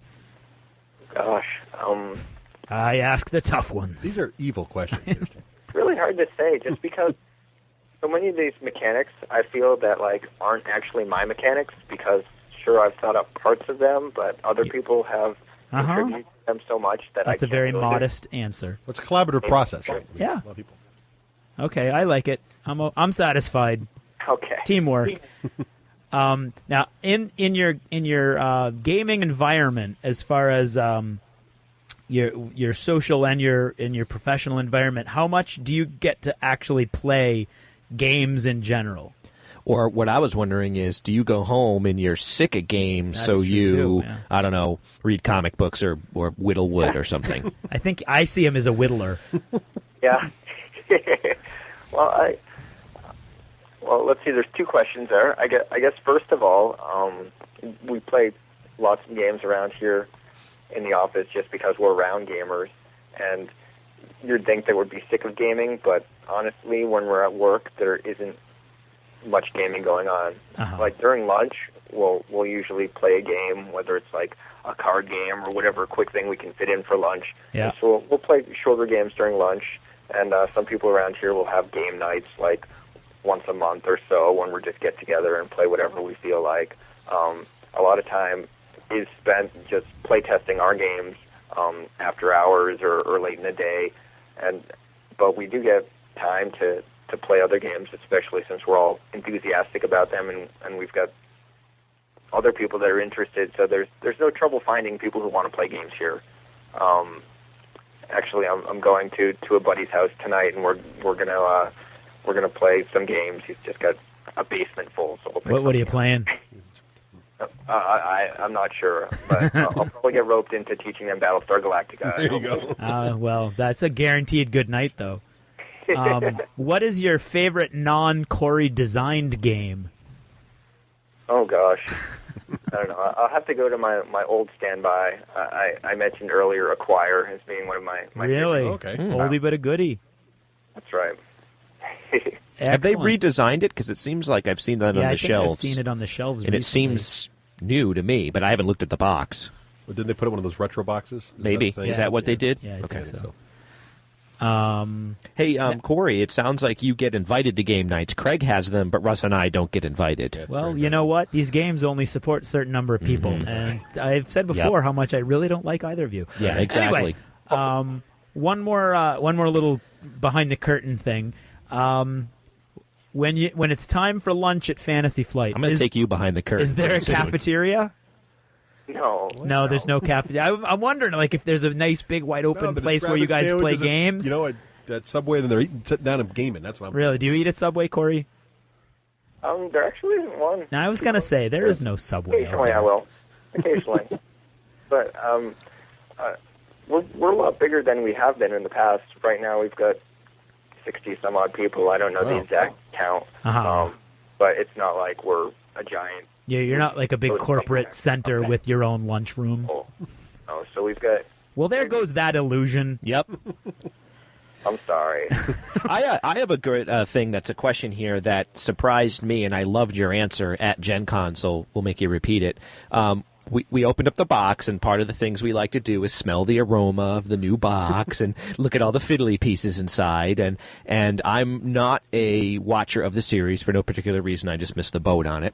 And I saw the little cardboard glossy cutouts, and you stick them in the little stand. And I'm sort of like, meh, I don't know. That did jive my fancy when there's other cool bits. And we asked you why that was, and you had a great answer. And it's an answer where we as players wouldn't even think of it. We just think the company, I don't know, chose a different direction, which was sort of meh. So why? Why the cardboard cutouts compared to a nice plastic miniature of a character? Well, ultimately, we decided that it would be too difficult to tell apart the different figures. Right. We've got a bunch of people in military uniforms. And if they're little 20 or 30 millimeter guys, like, how the heck are you going to remember that? Oh, yeah, that's me, and this one over here is me. It's Yeah. not like I'm Admiral Adama because I'm holding an axe, you can tell. Well, I think it works well too with the IP because you've got all these famous actors, absolutely. so it gets you show off more of that stuff too. Yeah, but that was a great question, That's a good and that was a great answer. And I too. want to throw this out there, too, is if there's no better point. I think what I like, and I don't know how Corey and his team achieved this, not watching the show, I find the game to be just as enjoyable. In other words, I don't have that situation where Russ and Craig, who do watch the show, laugh at this funny thing that happens in the game, and I go, "What happened?" And they go, "Oh, well, you need to see the show to see how that mechanic was really funny." There never was a moment like that. I could have just as much fun playing the actual game, not knowing the show as they do. And I don't know how you pulled that off, but I think that's really cool. I think it just goes to show how trying to find the word here, how engulfing the IP actually is, as far as the flavor and the theme, and how interesting it can be to people. Like, honestly, we've demoed it to some people here, and they hadn't watched the show before, and they go right out and they buy the DVDs because they go, I got to know what this is all about. Yeah, that's what I want to do. Game of Thrones is that for our group. I got everybody reading those books. Hey, I already read them. We already read those. No, Telling you. and that's why licensors want us making games. Right. Oh, yeah. because Right. And vice versa, I would that imagine. it'll make No. people interested in the IP. Yep. So just a couple things about Battlestar Galactica before we let you go, since that's really the big thing that we've all been talking about lately. Was there any input when you were working on the game with the elements of the series, either producers or writers or stuff? We did actually get to fly out to NBC and present the game to them, and we got to play with one of the producers. Cool. And quite honestly, they just had a blast with it, and they were pretty impressed and happy with how everything turned out. Awesome. Like, we got plenty of feedback throughout the whole process. Yeah. Just as far as what was what they felt supported the IP and what they felt didn't. Gotcha. But for the most part, they were just extremely supportive. Awesome. Oh, you must have been on cloud 9 after that. Yes, that was pretty amazing. Yeah, because that's not. I mean, we know a couple like the Tolkien New Line Cinema short leash that they gave GW with the Lord of the Rings games. Yeah. Where every model had to be okayed by the actor who played that character. Yeah, So- that's tough. Yeah, that's I can imagine that would be a little difficult to deal with. Let's see. Are there any expansions on the horizon? And when I ask that, I'm going to spin it a little bit by quoting your rule book. Uh-oh. Okay, any player may choose a support characters may be chosen at any time, but there's only one support character right now, and that would be Chief Tyrell. So do we have anything maybe in the works, or... At this point, there's nobody working on any expansions. Okay. I think we're all just waiting to see how well the game does and what people's reactions are, and then from there, see what we can do with it. I mean, we did basically only go up to a little bit into Season 2, so we haven't reached the end of the series. Gotcha. So we've left the window open should we decide to go that way. Awesome. And we hope you do. Yeah. Well, that's great. I have a last question. Okay. When can our listeners get the game? That's a good question. Battlestar know if- Galactica will be arriving in mid-October. I don't know an exact date because obviously it's being shipped in right now, and we don't know how long it's going to take to get through customs and whatnot. But this game should be on shelves in October for $39.95, I believe, for the first print run. And we just announced that the later print runs, I think the price might be changing, but Yeah. We'll deal with that at a later date. Yeah. No need to sully this great interview with a designer. With I am not aware of any of what I just said. Okay, good. Right. There you go. Gotcha. Somebody else. Okay, and I have one more question. It's tough. Ready? It's going to be a word association. Just give me the top off the top of your head. Ready? Don't think too much about it. What's your favorite movie or TV show? Lost. Okay, There you cool. go. Lost. Easy That's a enough. great There you one. Okay, well, thank you very much, Corey. You've been fantastic. I All think. right, thank you guys. I think And- this has been a great interview. Yes, and do you know, just gamer to gamer, do you know about Cutthroat Caverns yet? No, I haven't heard it. Oh, you guys are going to be wanting to throwing those cards around in the That's in the a game that we lunchroom. discovered at Gen Con also. And actually, to be 100% honest, I've actually been switching out Battlestar Galactica Cutthroat Caverns at every game night that I've had so far. And Non-collectible card game, plays in about a half hour to an hour. And Craig, can we get them yet? Because he's been in talking with the designer of that game. yeah, it's kind of difficult to get right now. They're having supply issues with China like everybody else. Darn Olympics. Those darn Olympics. But yeah, they keep that on the screw with horizon. everything. You'll like it. But You'll like that's it. especially if your friends like to mess with each other as you're playing games. And well, thank you very much. Yeah, thanks Corey. so much, Corey. Thank you guys. Yeah. Fun gaming tonight. Thanks. Bye-bye.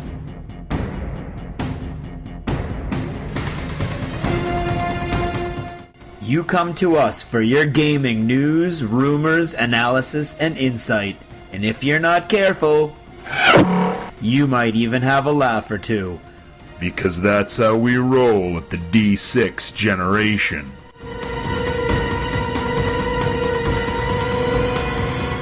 Dice are our vice.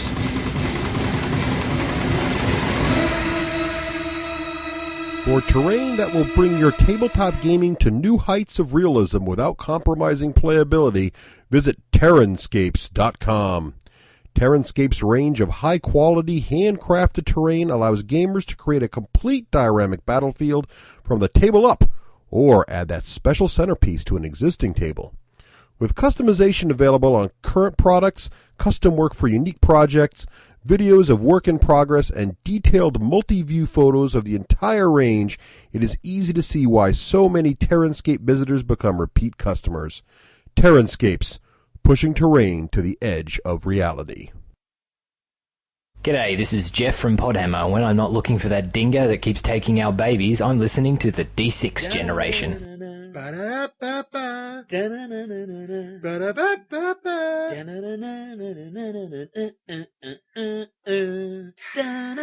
This Hollywood Minute sponsored by Warhammer Carolinas with the message, if you play Games Workshop games in the greater Charlotte, North Carolina area, check out the Warhammer Carolinas Yahoo group. I'm Rafe Hollywood Granger, and this is the Hollywood Minute. So the wives have been talking about how to introduce your gal to gaming. Well, I'm going to talk about how you know if you have the right girl for you.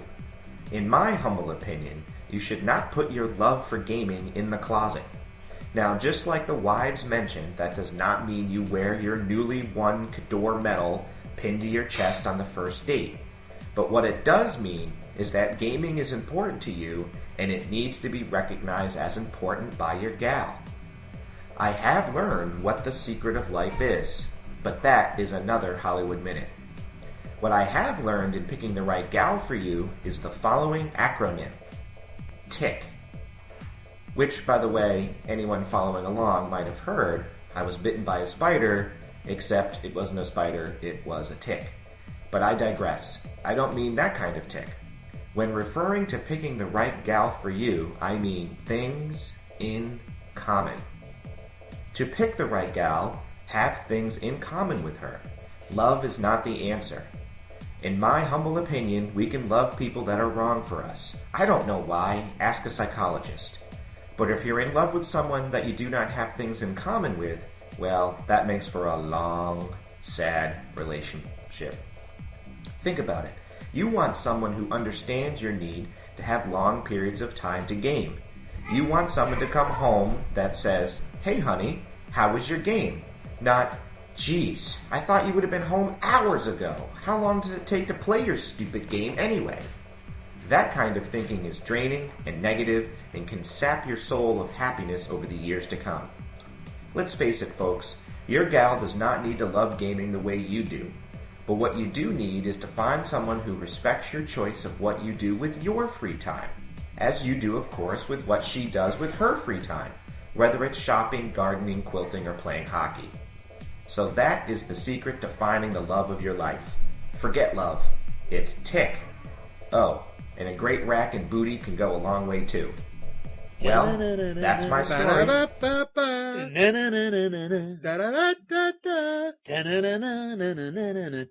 And we're back. And now we are going to do our in-depth review of Battlestar Galactica, a game. Frackin' great game. Sorry. Frackin' great. We've already hinted earlier that we liked it, so we're going to start off there now. You go. We are not going to hide. We are not going to pretend we are unbiased. This is a great game. Published by Fantasy Flight Games, due for release on October 28th, 2008. So hopefully, barring any problems, you got a little over a month, just before Halloween, which is good. Okay, you could play in costume. You could, if you really wanted to. You could wear a costume Cylon suit. Oh, can you imagine like one of the new Cylon Centurion suits? That would be kind of difficult. But anyway, long anticipated as a competitor, companion-style kind of game to Shadows over Camelot. We've been actually talking about it for a long time. And the designer, who you will or have heard of recently. Yes. We had Corey on earlier in the show. Corey Konieczka. And he's the designer of Starcraft, Tide of Iron, a whole slew of other games. We're going to review Starcraft in future, too, because that's a good game also. Absolutely. So this is an example of one of those games. Remember when we were talking about how to choose a game? Yes. We were talking, there are some designers that you might be more inclined to follow, and I would say Corey is definitely one of those. You know what I want to do first? What? Order a pizza. Yeah, we're not ordering a pizza. So anyway, and Russ has to buy it for me. The premise and theme of this game I'm hungry. is Battlestar Galactica, the TV show, and it's actually the first 2 seasons. And again, when we first started talking about choosing a game and what draws us to a game, I found it was very interesting. When I was thinking back, we did talk about theme, and Russ and I said theme was important. And Russ gave the example of a game based on Battlestar Galactica, and Rafe said theme wasn't that important, and Russ gave the example of farming. And here we are, two tables side by side, playing Battlestar Galactica and Agricola. Yep. So anyway, the theme is that TV show. Right. Okay. And we will talk about how well they achieved that in a moment. So how are the components? Well, the components, Russ, it's interesting that you should ask that. You buy the box, and the box is the pretty much standard trademark Fantasy Flight Games linen cardboard box.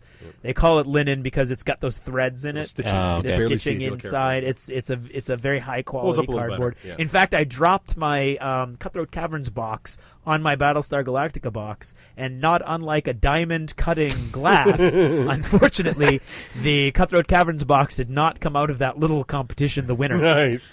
So I have a hole in the bottom of that box. But anyway, so you've got the very nice heavy linen box. It's a beautiful board. You open it up. The first thing you see is it has from a bird's eye view of the Galactica, and it's right. Beautiful. The artwork is fantastic. It's gonna look a little confusing. The upper part of the game is there's 4 resource dials to keep track of things like morale. Yeah, so the bottom part of the board is space with the Galactica. Space with the Galactica. There's a band at the very top. Yep. Which sort of like status displays. Exactly. It totally captures the feel of the show. And the 4 resource dials track food, morale, fuel, and population. Right. Those are the 4 things you need to guard as a human as you're traveling. And one of those run out, you lose. You know what I like about food? Okay. Pizzas. Oh, God. You're going to see great graphics. Hey, those little dials are shaped like pizzas. Iconic imagery from the show everywhere. You know how on the show all of the forms and everything have the cut edges? Nothing is just square. Yep. Everything in the game is... The components are true to the series. They're totally it true. Just looks like the show. Yeah, absolutely beautiful. You want to talk about the pieces? Yeah, that's your big thing. Well, there's 2 things going on here. First of all, there's the plastics. Yep. And the plastics are all the fighters. So you have Vipers, you have Raptors, you have Cylon Raiders, and you have Heavy Raiders. And all those bits will go into space around the Galactica and work out there, and they look really nice. And then in addition to that, as you heard in the Corey interview, they don't have models there's not little plastic models for your character. Instead, there's little stand-up cardboard tokens that have pictures of the actors that play your character in their costumes, obviously. Yep. So you have pictures of all your characters, and then there's a card for each player that has a picture of the character on it. Yep. So a lot of the components of a lot of great photography and imagery from the show. Yep. Not just in the rulebook, but actually in all the pieces you're going to use. So you can't get away. The theme is just in your face. It's great. Yep. Oh, it's awesome. And Corey was saying in our interview that the audio quality wasn't that good, so we didn't use it.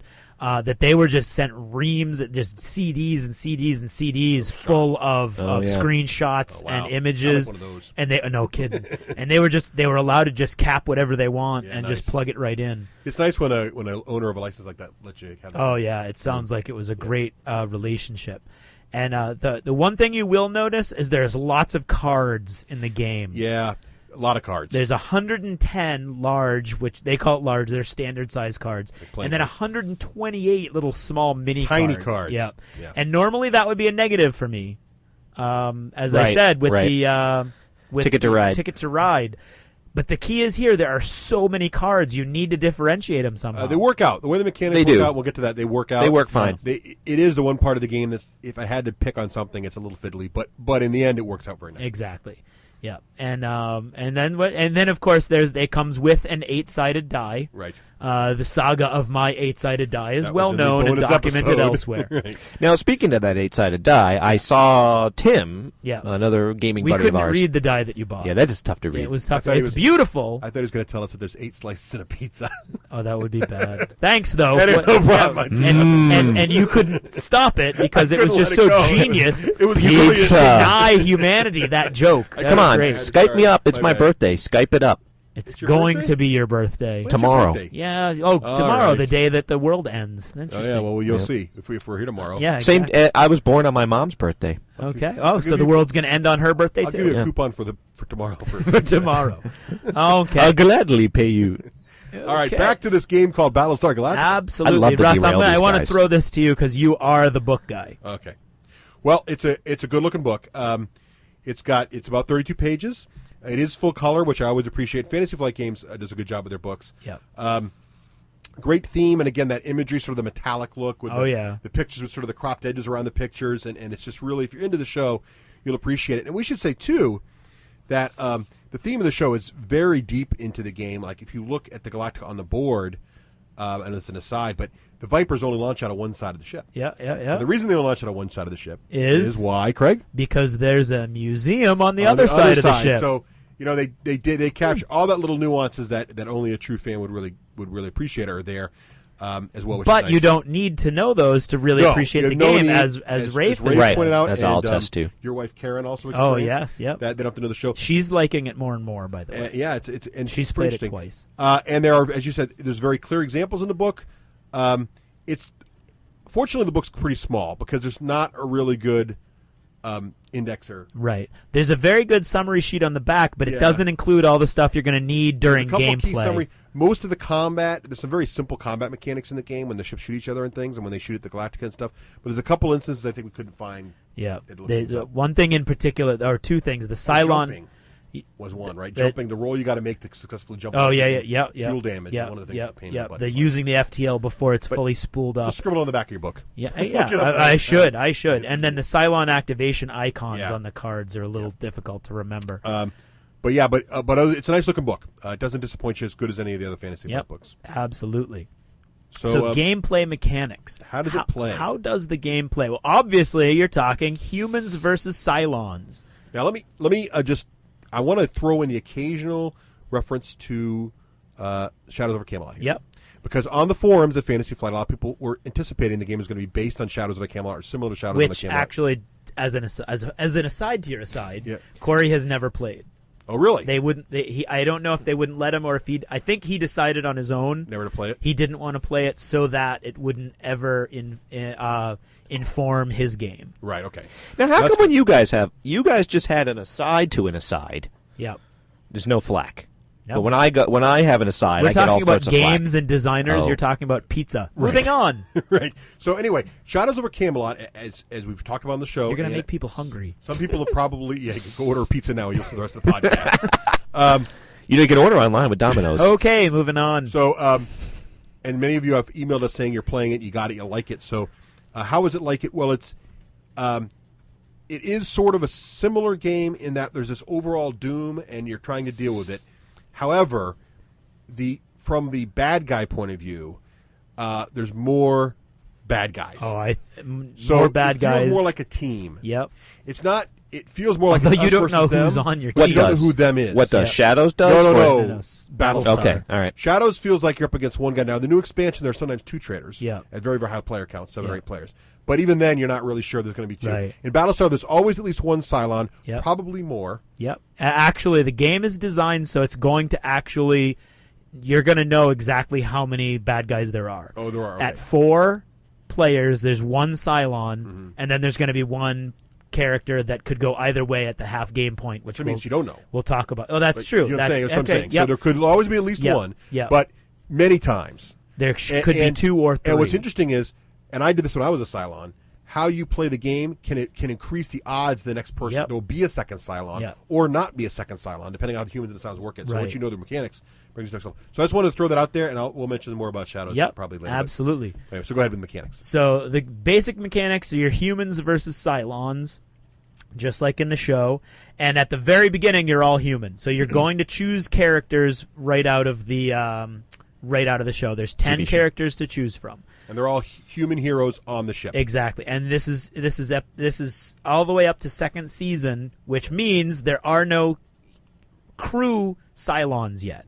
None of the crew have been revealed as Cylons. So we're going on the assumption that any of these characters can be Cylons just because you're playing Chief Galen Tyrell. I was about to say, there may be spoilers in here for the show. That's true. So if you've not watched Battlestar Galactica through the latest season, only listen with one ear because we don't be careful tell, we don't because tell I'm them sure not to at listen. some point we're going to mention something about that. Yeah.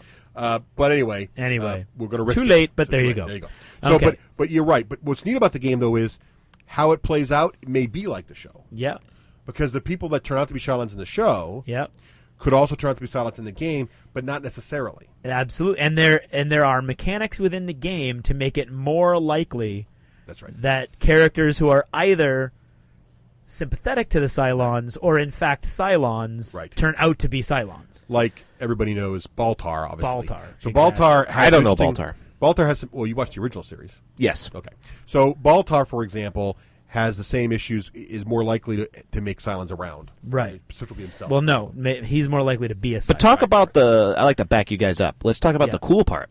So you open up the box. Yep. Craig fans out these cards. Big cards. That you pick, Character but there's cards. a cool way you pick. Everybody doesn't get to just say, I want to be Starbuck. Okay, yeah, so let me go back. Because I want you guys to know what characters you can play, because it's really cool. Each of these characters have unique rules and abilities that really gives you the feel of the character. And each two one positives has and one negative in yep, every each person. So you've got Admiral William Adama, Dun-dun-dun. President Laura Roslin, Colonel Saul Tigh, Captain Lee Apollo Adama, Kara Starbuck Thrace, Gaius Baltar, Sharon Boomer Valerie, Carl Hilo Agathon, and Chief Galen Tyrell, and Tom Zarek.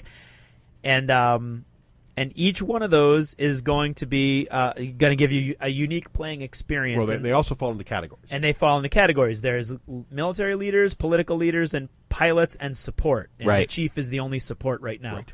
And you basically roll a die, and the highest die gets to choose first. And you get to choose, first player gets to choose anybody. Mm-hmm. Second player has to choose from one of the two stacks that still has everybody. So stacks, what happened is all the characters are divided up by their type. Yep. So you got a stack of pilots, a stack of leaders. Military leaders and political leaders. So if I pick a pilot first, yep. the next player can't pick a pilot because I've made that stack smaller. Exactly. And they must now pick an admiral or a military leader or something else, which makes the team, no matter how many players you have, quote unquote balanced. More balanced. More yep. balanced, right. Absolutely. Which is a great. Now the only thing I would say is that there are characters that are more beneficial or that people gravitate to more. Yes. And I would say with more play, I'm starting to think it would be really neat. You can still do it randomly by flipping the cards face down, and they include really nice graphics on the back too, so you can do this and keep them in the stacks.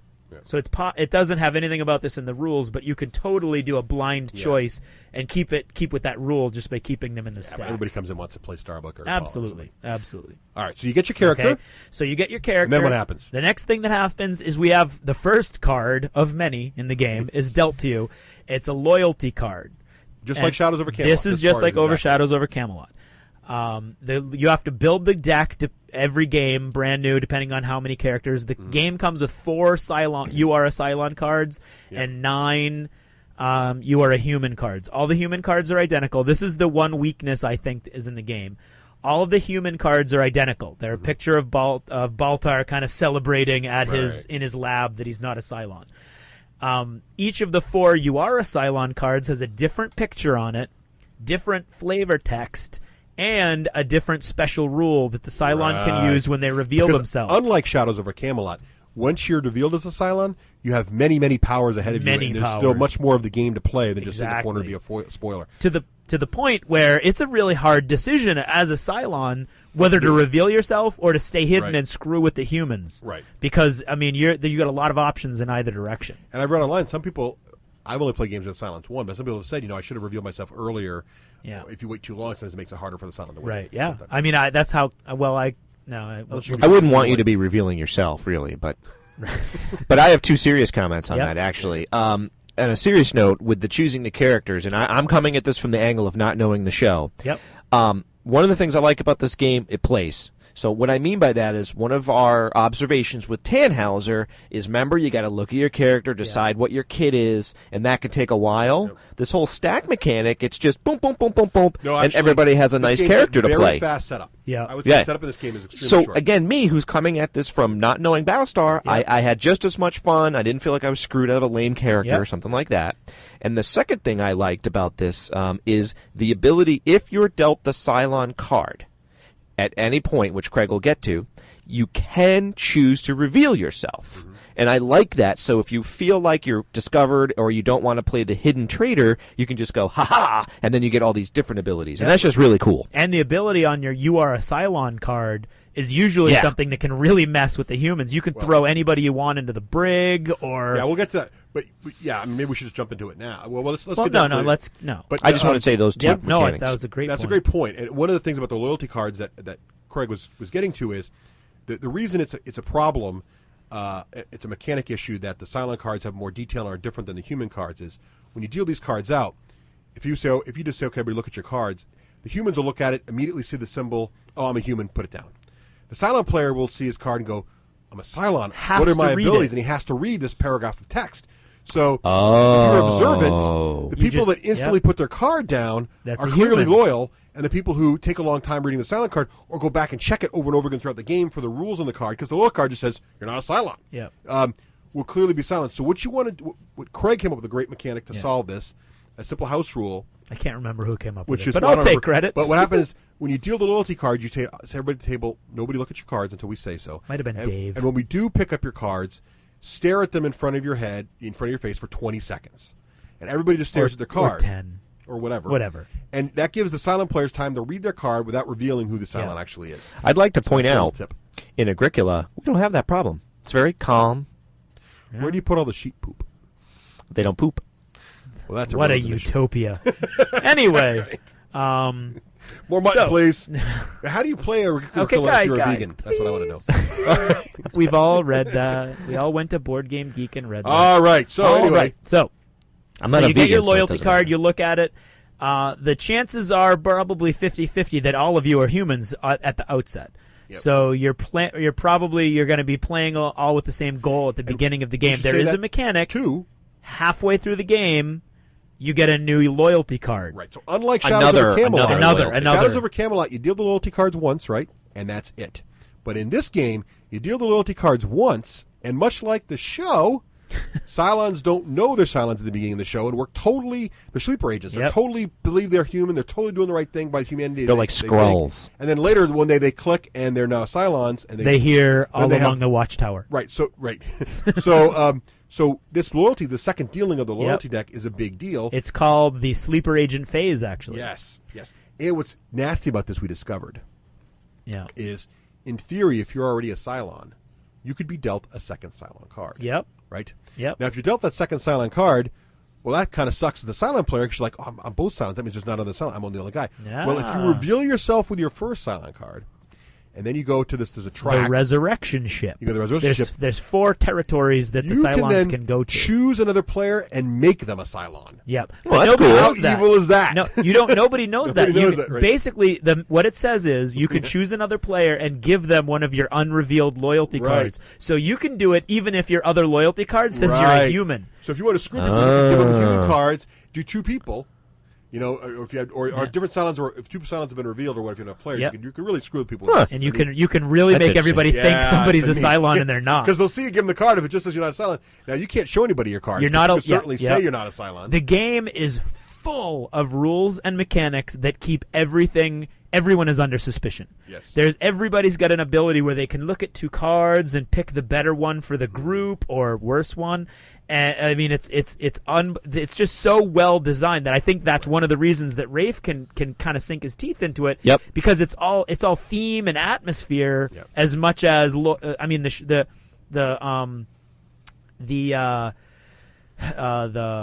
loyalty to the show, the continuity with the show is insane. It's amazing, but it's so steeped in the atmosphere also that somebody who doesn't know the show is experiencing it on just as enjoyable a level. Right. Yes, I concur with that. Before we start talking about tactics, which I already am, before we even get to the player turn, let's talk about the player turn. Okay, the player turn. So it's your turn. Yep. The very first thing you're going to do is move. Easy. Now, if you look at the board, you're going to notice. There's cards you get, right? Yes, but I do have that kind of. Do you get those at the end or the beginning? You get dealt cards, but I'm not going to. Okay. The game is it's a little confusing at first, and so. Well, the cards are. Let me just do the cards real quick. Okay, you go ahead and do because one of the things you do in the turn is play a card. Yes, right? That's true, but I would get to activation. See where it says skill card. See, do you see, folks? This is what I have to deal with. Well, I'm just saying because right now I'm starting the game and all. Let Craig do it.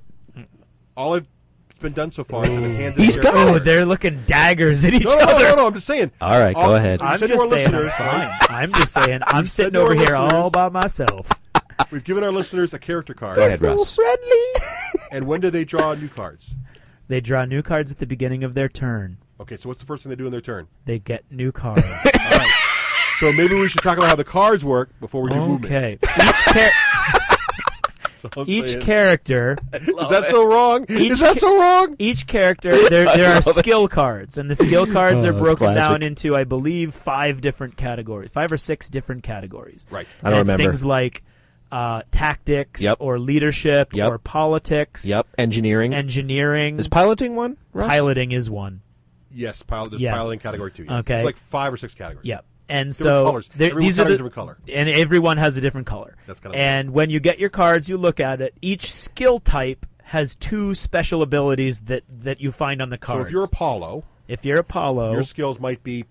I believe your skills are piloting? you get 1 political or 2 pilot color coded. Right. You get 1 tactics, 2 tactics, 1 pilot, and you get to choose political or military at the leadership. beginning of each Apollo's turns, then he would get 2 tactic cards, which are 1 color. Let's say it's purple, I think. Yeah. And then he would get 1 or 2 piloting cards, which are red, and then he'd get to choose between a green or a yellow card, right? And he puts that in his hand. Yes. Right. And those they have the actions, and you get those colors all game. And you get those cards every turn. That full hand of cards, unless there's special rules applying to you. Exactly. And then on the upper left-hand corner, there's a number that we'll get to in a second. The number is different. It doesn't have anything to do with the actual action on the card. That's all I want to say. You got to hand a card. So you've got to hand a card. Now that's what you do. Okay. Now you move. All right. Pundit. Moving. You have your turn. He never did send us those emails. You've got. What are you talking about? They don't even know what you're talking about. I know. It's an inside joke. Okay. I thought we were avoiding those. So. The first thing you got to do is move. Yes. The map of the board has Galactica with a bunch of different locations in Galactica on it, including the FTL room, the communications shack, the bridge, the brig, the sick bay. Those are all there. The pilot bay, the launch hangar bay, deck. Hangar deck. And then the space around Galactica is separated into sectors. There are, I believe, 6 sectors around Galactica. Right. And then there is Colonial 1. And Colonial 1 is off to the side up at the top. That's the President's spaceship. That's the President's spaceship. For those who are not. And there are 3 locations in Colonial 1, including the Quorum Room, the Senate room where they meet, and the President's office. Right. And then there's one other room. And so you can move if you start on Galactica, you can move anywhere in Galactica for free. Right. If Just you pick wish, it up and move it. If you wish, you can go to Colonial 1 by spending any of your cards. You just discard one of your skill cards. Okay? Once you've moved, now it's time for your activation. This can be an attack if you're in the correct area. If you're like in the gunnery section of Galactica, you can use the main guns of Galactica. If you're in a Viper, launching a Viper is another action you can take. If you're in a Viper and you're a pilot, you can attack Cylons that are in your sector.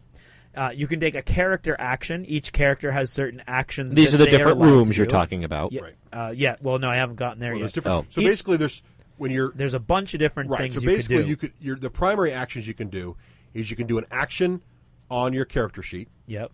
You can do the action that's written on the location you're standing in on the ship. Right. Which you can just move to. Which is the reason you move to locations, because they give you special actions. And these actions could be things like fire the Galactica's main guns at a Cylon ship. Right. Or launch a Viper to help defend the ship. Or repel boarding parties. Communicate with civilian ships and order them to move. Right. Or send another player to the brig because you think he or she's a Cylon or whatever. Right. So you got to go to these places to do that stuff. Yeah. And then you have your skill cards can also have actions on them that you can play also. Yes. Absolutely.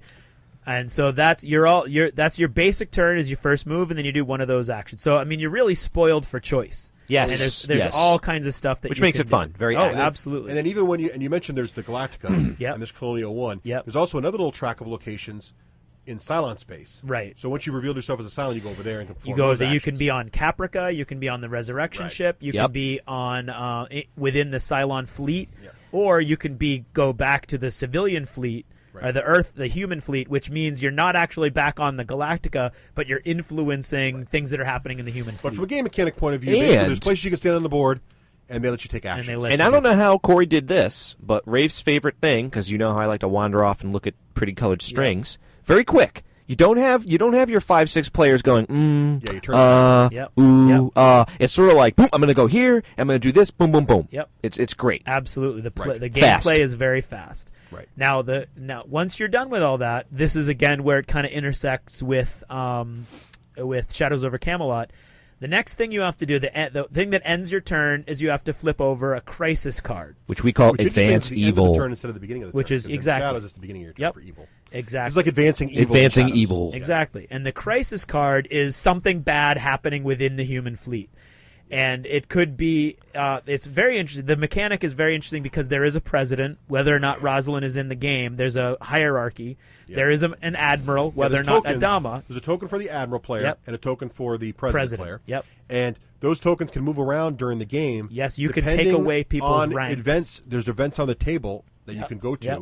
You can cause an election. You can, test put the admiral in the brig and force that kind of stuff. Those move around. Okay, keep going. Because I kind of forget what the crisis cards do. All of a Okay. sudden. The crisis cards, they have all kinds of different bad things, and the interesting thing is quite often they'll offer a choice, and it's not always the current player's choice. Right. Sometimes it'll say current player's choice. Sometimes it'll say admiral's choice. Yes. And this is where, and again, Or president's choice. Or president's choice. This is where the suspicion again is injected, because if you're the Cylon and you're looking at the choices and you're the president, you might think, oh, if I do one thing, Right. I'm helping the humans too much. If I do another, I might reveal myself. But so anytime you're given these choices, it that whole uncertainty is injected into it again. The other thing that is on these cards are quite often skill checks. Right. Skill checks, I think, are just one of the greatest things about this This is the coolest game. mechanic in This the is game. the coolest Yeah. thing. And this is analogous to in Shadows when you play those fights against the and put the back cards down. Yep. So this is where you cooperatively, as a table, try to solve a problem, and all the players put cards in to help solve the problem. But they're all put in anonymously. And that is where the Cylons can really do some damage. Yeah. And there's no problem that you guys described with the human versus the Cylon.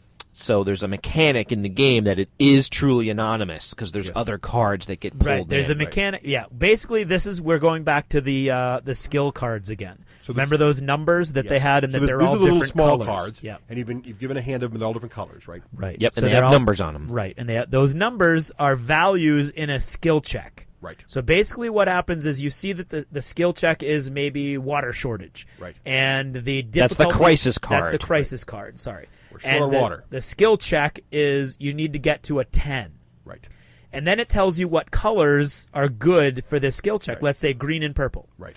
That means every color that's off those colors is a negative. It's a negative card against the skill check. Yep. And there's a small deck that you keep refreshing as the game goes on, and it's 2 cards from each color that get randomly shuffled together, and 2 of those cards get added to each skill check. For card players, it's called a dummy deck. Exactly. So basically what that means is that there's always uncertainty. Well, there's always some number of cards from the players plus these 2 cards from the deck. Right. And you flip these over. You right? shuffle them together so you can't see who gave what to where. Flip them over. And all these cards, these skill cards, right? They're colors and they have a number in the corner. You add up all the numbers in the corners for the cards that have colors that match the colors of the skill check. Yep. And the goal, you're trying to beat. And you're trying to get to 10 in the example. Beat Craig it, gave. and then that bad thing doesn't any occur. Any cards in the deck that were from not those 2 colors on the card, or 3, or how many colors there were, are negative against this total. Correct. So there you go. Now the thing that makes it interesting is a player may choose to put no cards in. Yep. And he can say whatever he wants. I don't have any colors that are good, or I'm out of cards, or whatever. Yep. Also, the player can put more than 1 card in. Yep. Yes. So I can put 3 cards in and say, go humanity. Now I might put in 1 good card and 2 bad. Yeah. Who knows what I just did there. Yep. But the only way you can know for sure that Asylum was involved is that if more than the 2 dummy cards come up. Dummy cards. Although you. only Karen would do this, okay? This is an example of the way my wife thinks. She decided that she was getting bored with the game on Saturday night. Oh, here it She comes. was human. Yeah.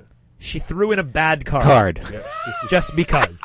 Just because she wanted to stir the pot. I and love she did. it. Instantly, we were all at each other's throats. And there she is, like, doo-dee-doo-doo-doo. In our game, when we played with her and Nicole and you, she got a card. One of her skill cards was she got to look at another player's loyalty card. Yeah. So she chose to look at mine. Now in this game, I was a good guy. She's maddening. Now she says, "Oh, he's a Cylon." She won't tell you. And she's implying I'm a Cylon.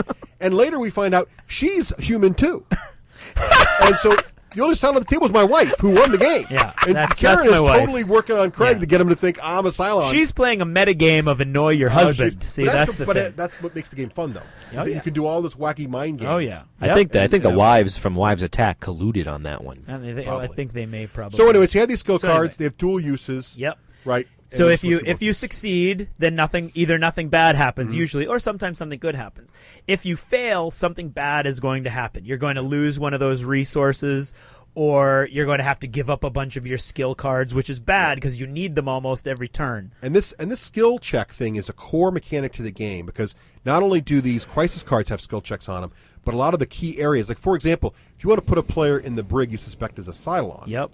You go to the Admiral's quarters, and on the Admiral's quarters, it's a skill check. So basically, the table essentially has to agree with you that this person's going to go to exactly the brig. And to go with the theme again, as the negatives, Adama's negative is that he's too emotionally attached to his crew, and he can't use the location action of his own quarters. Right. So he can't send people to the brig, because he's too emotionally attached. Another example is Starbucks hot-headed. She's -2 on that skill check. She's easier to send to the brig than anybody Russ else. uses that against me, which is how I bracketed Craig. As a human. The other thing, too, is interesting is once you're in the brig, the only way to get out is a skill check. Yep. So, again, you got to convince the table, hey, let me out. I'm really not a Cylon. So it's a whole political game. Literally a political lobbying game to get yourself. Oh, it's beautiful. That was probably the most interesting mechanic. It's hard to explain. There's so much. But it's why they have so many of these little fiddly cards. Yeah. So there are too many different decks. Right. And why you got to manage them all. And I would say if you're listening to it and going, whoa, like it's easier when you play it. It's just after one round, you're in it. It's easy. It's pretty straightforward. It's straightforward. So that's the skill checks. No, the next thing on the crisis card at the very bottom, that's the skill check. So the crisis cards have 3 things on them. There's a crisis, which can either be a skill check or someone's got to make the call between 2 evils. 2 bad things. Then at the bottom of the card, there's often, but not always, there are 2 more things. Locations, one in each corner. Little Icons. The first one, which is the bottom left, is the Cylon activation. What the Cylons in space do. Exactly. The base star may shoot at you, which is bad if there's a base star. If there isn't, nothing happens. The base star may launch raiders. Raiders may activate. Heavy raiders and Centurions may activate. Okay? So there's all kinds of bad things that they can do. Mm-hmm. And then, on the other side... There's a good thing. It spins up the FTL drive. Right. And the way the FTL drive works is, and this is how you get to Earth. This is how the humans win. This is the goal. This is how the only way the humans can win. On the crisis card at the bottom, you need to keep getting these spin up, the FTL spin up icons, because there's a track, again at the top of the board that you track as you go, and it's got 5 spots on it.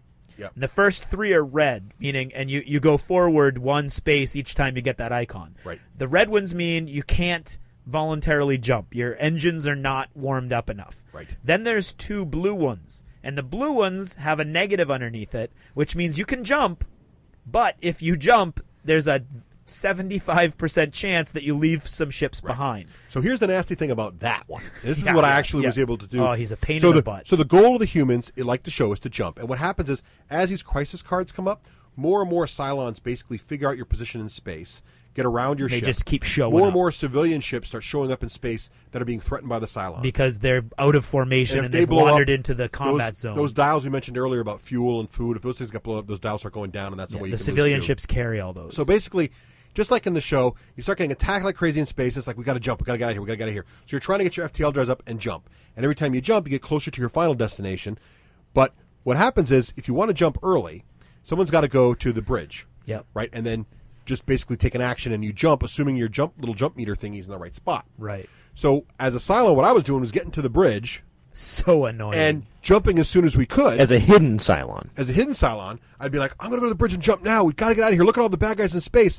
And Craig, suspecting I was up to something because he doesn't like the negative, because if you roll bad on that jump, you lose 3 resources. population, which is 25% of your starting the fluff there number. is one of your civilian ships just gets lost, right? So I'm going to jump us now, though, because I'm thinking I want the second round of Cylon cards to come out. Yeah. The better the condition of the Galactica and the fleet, the more likely the sympathizers are Cylon. So I was going to try to get there faster, and I wanted to do damage. I wanted to get there quickly. And Craig's suspecting this, so I'm forcing the jumps. But it looked like I was rolling really well when I didn't take any population damage. So it looked like I was brilliantly keeping space clear. Oh, brilliant! So it's another great way where you can just totally freaking. You should have heard some of the stuff he was saying to justify it. Oh, it's a learning game. Yeah, well, no, I can only imagine. He's ever said that. The line you use is the only way the humans can win is if they jump. And Craig's like, we can't jump. Like, the only way you can win is if we jump. Look who's arguing against jumping. It's great. Yeah, exactly. 2 more cards and we do it without losing anybody. And he's like, look who's arguing against jumping, guys. And the next thing you know, I'm in the friggin' brig. Oh, God. I can only say imagine. Fracking brig. It was maddening. Awesome. Absolutely maddening. So that's your crisis card. So basically, the end of each player's turn, something bad, some crisis is going to occur. You got to solve it, probably a skill check. Cylons in space are going to make some attacks, and then you're going to get closer to being able to jump. Hopefully. Right. Okay. So you're spooling up the whole time. Yes. Now the FTL, again, like I said, if you can jump early and there's a danger, and then after the 5 have been successfully passed, the next time you get one of those icons, you jump automatically with no danger. Right. And that would be the goal for most sane admirals. What's awesome is when you jump, space around the Galactica, whatever's in clears. Space, gets gone. Empty. Yeah. So all the civilian ships that were threatened are safe. The Raiders are gone. The Cylons are gone. All the Vipers are back home. Again, just like the show. Right. I mean, you can just imagine the nukes coming in on you, all the missiles homing in, and then friggin' Russ does the FTL, and we disappear, and the missiles go right where we were. And then I shoot a Dom in the belly. Which he did. No, that was... Yeah, anyway. Okay, so when you jump, there's another deck of cards. Yes. This is the destination deck, and this is basically where you jump to. Yes. And the key, there's 2 parts on that card, too. There's a number between 1 and 3. Yep. And there's something bad that happens when you get there. Right. It always costs 1 fuel to jump. Right. It could cost you more. It might cost you population if you land in the middle of an asteroid field. There's other things, too. It might. So the Admiral gets to look at these cards. The Admiral gets to look at 2 cards and choose 1. Right. Okay, now the reason the numbers are there, because to win the game, the humans have to put together numbers on this card that add up to 8 on these cards, and then do one more jump, and they win. And that's getting to Kobol and then to Earth. Okay. Right. Their last jump is to Earth, theoretically. Okay, so as the Admiral, you get to look at 2 cards. You can't show anybody else the 2 cards, and you again, like Shadows over Camelot, you're not allowed to say one says -1 fuel and one says. You can say, 1, we go further, but it costs us more. Right. And 1, we get a chance to maybe find some fuel in a Tilium mine. Right. And that all those little fluff things are in there also. But if you're the Cylon and you're a Dama or the Admiral, then you're clearly either taking the one that's more dangerous or the one that goes the least distance. So there's still that suspicion once again getting injected into the whole game. Just absolutely fantastic. Yep. So... You're jumping, you're adding up. Once you get to 4, once you add up to 4 on those destination cards, you get to what they call the sleeper agent phase. More Cylons. More Cylon cards. Everybody gets a new card. That's when people start hearing music. Exactly. Now, if you were a Cylon, you're always going to be a Cylon. Even if you get a human card, doesn't matter. You're going to be a Cylon. If you were a human and you get a Cylon card, ta-da, you're a Cylon. And then the one thing that Russ was saying, there's another interesting card for the 4 or 6 player game. It doesn't work for 5 or 3, but the 4 or 6 player game, there's a card that gets shuffled into this loyalty deck called the Sleeper Agent card. This is the you might be a Cylon card. Exactly. Yeah. And basically what happens is once you've added up, once you've accrued 4 of those, 4 in that, once you've reached the number 4 in the jumping. You've gotten to 4, you've gotten halfway to your destination. Okay. You deal out these cards, and if you get the sympathizer card, you have to flip it over. Right, so everybody sees it. You don't get to hide it. No. You're a sympathizer, that's it. If any of the resource dials are in the red, meaning they're below half, you are not a Cylon. But they suspect you anyway, and they put you in the brig. Right. So you end up in the brig, but you're not a Cylon. Okay? So the thing is... Although, you could be a Cylon if your other card was a Cylon. Right. Which is interesting. That is interesting. Okay? If all of those dials are above half, and this is what Russ was, another element of Russ's strategy. How you can tell is the dials are blue when they're above half and red. they turn red. Yeah. So if they're all blue, then the sympathizer is a Cylon. Is definitely a Cylon. And that's another... it's sad if you get the sympathizer card and you're a Cylon because you're kind of like a Cylon light. Yeah, You're a you have less Cylon. You abilities, don't. yeah. When you become a Cylon, you get this awesome thing called a Super Crisis card, Yep. which is like a Crisis card on steroids. Right. And Yeah. you only get one in the whole game as a Cylon, but you play it at any time in But your you turn. have to reveal yourself as a Cylon, not be in the brig. Exactly. Right? To So get you have to get that doesn't matter. Oh, to I use thought- your special ability, you can't be in the brig. Okay. If they figure out who you are and they put you in the brig, you can reveal yourself and get out and go to the resurrection ship, but you don't get to use your special card. And being in the ability. brig kind of stinks because you can play less cards. Yeah. And do less. So Yeah. you definitely got to You're get really out of the brig. limited Once to you're the in the brig, brig. you basically got to reveal yourself, or if you're human, just convince everybody you're not Right. really a bad guy. Right. Right. So basically, if you're a sympathizer and you turn into a Cylon, you're never allowed to activate the Cylon fleet area, and you never get the Definitely Super tone it Crisis down. card. So it's a toned down Cylon. But if the game's going badly for the humans, you're going to win. Exactly. Yeah, exactly. Because basically, if you're a Cylon, you win if the humans lose. So that's pretty much- Exactly. So that mechanic is great because it adds another element of uncertainty and suspicion in there. Well, it adds a strategy to the Cylons that I don't think we'd really thought about until I pulled this little trick Yeah. off, which is if you can get to that fourth place, it's almost Quickly. like the Cylons want the humans to get there sooner because it increases the likelihood of another Cylon. Yeah. If you're Right. playing with the right number of players to have this card. Right. Right. Yeah. And And you if know that ahead of time. Right. And if you don't, though, or if you really want to get an early kill on the humans, though, but playing that is risky for the Cylon because now Yeah. he's going to get you closer to Earth in better condition. Right. Right. So it's Yep. not a guaranteed win. Right. So we've gone over the humans win if you add up 8 distances and Mm-hmm. then make one final jump. Rafe, how do the Cylons win? Cylons win by kicking everybody's butt. That's very Pretty true. much all of the conditions. Right?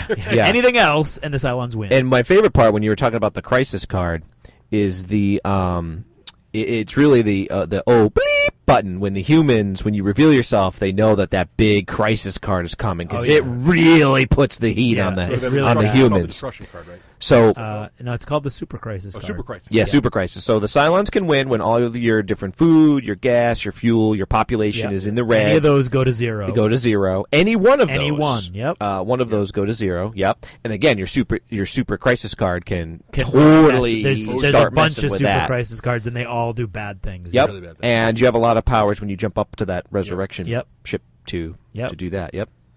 So the way the Cylons can win. There's the resources. Yep. If 6 areas on Galactica are damaged, and there's many ways that Galactica can get damaged because of crisis cards. Right. It can get damaged because base stars or even raiders. It's a long shot, but raiders can tag it if there's nothing else out in space. Or you can damage it as a Cylon working within the human fleet. Right. So there's 3 different ways that you can damage Galactica, and if 6 locations are damaged at the same time, then the ship falls apart and the Cylons win. Not simultaneously. They can build those damaged areas can build up over time. Yeah, right. What Right, happens but you if- can repair spaces Right, as too. long as the humans aren't repairing them. One of the Right. skill cards is repair. Right. Yeah. So, and the people with the engineering skill get more of them. Yeah. And, Right. And repair is a big deal because also when Vipers in space get shot down, they're not out of the game. They go to the repair docks. Although they can be. They can be. The Vipers and the Raptors are finite resources, Yes. which I think is another great mechanic. If a Viper is destroyed, it's out of the game.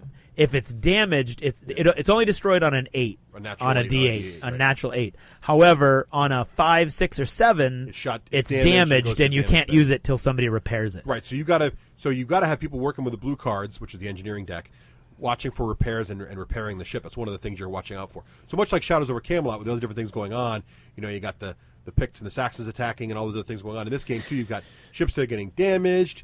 You've got crises that are occurring. You've got ships in space. You've got to fight. You've got human ships that it are really wandering builds in. that Boarding tension. parties that are on your ship. Yeah, and that's the third way that the Cylons can Right. win. If a boarding party of Centurions makes it onto your ship, and then there's another track at the top of the board, Cylon heads. and the Centurion heads keep moving forward every time they get activated by the crisis cards. If they get to the bridge, which I think is 5 or 6 Yeah, whatever. spaces, They get to certain so number 5 or of 6 of the right icon, if that icon gets to the bridge, that's it. You lose. And so there's another place in the ship, the weapons locker, where you can go to kill those guys. To but you gotta fight roll them, dice. yep. And So, if you're a revealed Cylon, you might be able to go, boop, that's damaged. And so you're really creating Yep. that nice so the tension. locations in the ship are sort of analogous to the quests in Camelot, where you got to go to these spots to Right. fight back Yeah. the various perils Yep. that Yep. are facing the fleet. I like that tension, though, because you only get that one move. Yeah. So you're like, do I go here and repair? Do I go to the shooting thing to shoot the big in the base late stars? game, in the early game, you're spoiled for choice. You're like, well, what should I do? Where should I go? There's no I mean, the game starts with the Cylons, but you're like, oh, no problem. Oh yeah, you're like once you make that first jump and space is clear and the civilians are all this where is they're supposed to easy. be, you're like la la la la la, and then towards the end you're like, oh my god, we need to jump, but the FTL's down, and we have Centurions in the ship, but we have to go there. Oh, it gets hectic. And it plays different. It gets hectic. Yeah. Sometimes we were playing it out and we were getting very little combat in space, but things were happening elsewhere that were causing problems. Yep. Other times I've seen space just flush, full of Cylons, and it's like, we got to jump any second. Yep. And you got civilian ships all in there and getting shot down. Oh yeah. So that's pretty nasty. It's great. So what do you guys think about replayability? Yeah, I think it's pretty replayable. I've only played it maybe 3 times. We started to have questions. I'd like to ask you guys with the skill cards. Remember, we kind of go, oh, is there enough variety here? So what do you guys think after playing it 2, 3, 4, 5 more times than me? They're repetitive. So the skill cards, when you read the text, the skill are repetitive. cards that was my first fear when we played the first time, was that they were repetitive because there's only 2 skills for each skill, or 2 actions for each skill type. But I think the skill cards are such a central part of several different mechanics that I'm okay with it now, because there's so many other options. All right. I mean, it would be neat if there, like Corey said, there's no plans for an expansion. If there's an expansion someday with new skill cards or something like that, that'd be a neat way to expand it. So that initial concern gone after playing it a whole bunch of times. For me, yeah. Okay. I mean, it just seems like a different game every time. Yep. Don't get me wrong, I think so far I've played it, I don't know, 4 or 5 times right now, and I can't wait to play more. It's a great game. I do worry that I guess I'm not so worried about the skill cards, but I think the crisis cards, I think, might need to be more depth, maybe. I don't know. I think if the game has a weakness, this might be it. That's all. I guess that's what I'm saying. I don't know. But you're digging for a weakness. Yeah. Well, I haven't seen the humans win yet, so that doesn't mean.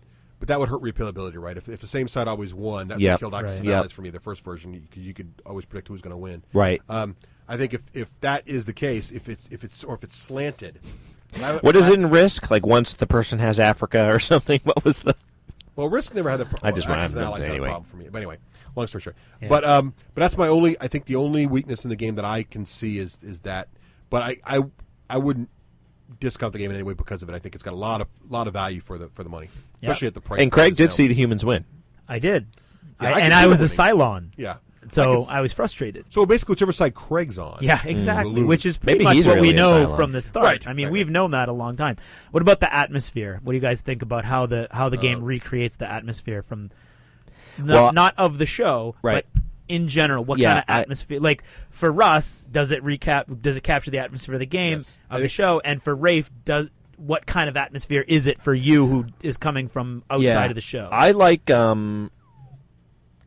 it. If I had to pick it over Shadows over Camelot, I would, but it's not because it's space versus fantasy. I just like I think I like the mechanics better. It builds good tension. It seems like a different kind of tension, a more cinematic tension. How's that? I feel more cinema, even if I'm not seeing the show. Yeah. Like that dramatic, like, oh, we got FTL out of here, like that kind of thing. So.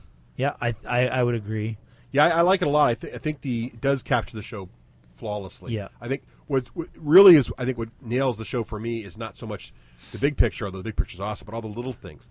The characters' weaknesses and their strengths are right out of the show. Yeah. The way and they work. The way Boomer. Yeah. Oh, they translate great in the mechanics. The way Boomer works is just as you'd expect. I like that she has to go to prison at midpoint because from the show. I like how Baltar works with his electric mechanic. Yeah. Oh, and we should. I mean, with that, Baltar gets 2 loyalty cards at the beginning, and Boomer gets 2 at the sleeper agent phase. But Boomer automatically goes to the brig of the sleeper agent phase because everybody suspects she's a Cylon. Everybody suspects her. So it's just really the way that's done. Their positives and the negatives, the characters really feel like the characters. My wife enjoyed that too. I think they really captured. I can't imagine a game that would better capture the feel of the show. No, I me really neither. can't. Yep. No, I like it. Okay, rating time. Yep. Rafe. And you don't need to know the show. You don't. What you put out there. But you already We covered said that, right? yeah. I mean, yeah. do you need to know the show? No, but I Absolutely do want not, to I add don't one think. more ticket to that. Long time ago, Russ said, hey, Rafe, how important is theme? And I hadn't really thought about it. But then when we were in Gen Con, looking at it, not being a fan of the show, I'm like, I don't want to play a board game based after a TV show because it's probably just going to be about the TV show. And so, yeah, as I've said repeatedly, you don't need to know the show. It's a fun game. My rating is 3+. 3+. Rafe, why don't you quickly describe our rating system for new listeners?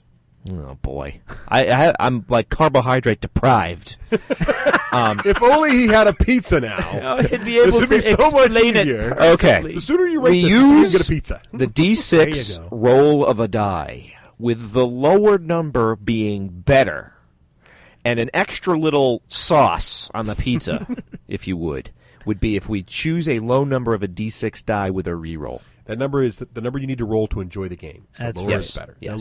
You have a more probability of rolling because it's that number plus. So the average player would like this game on a roll of 3+.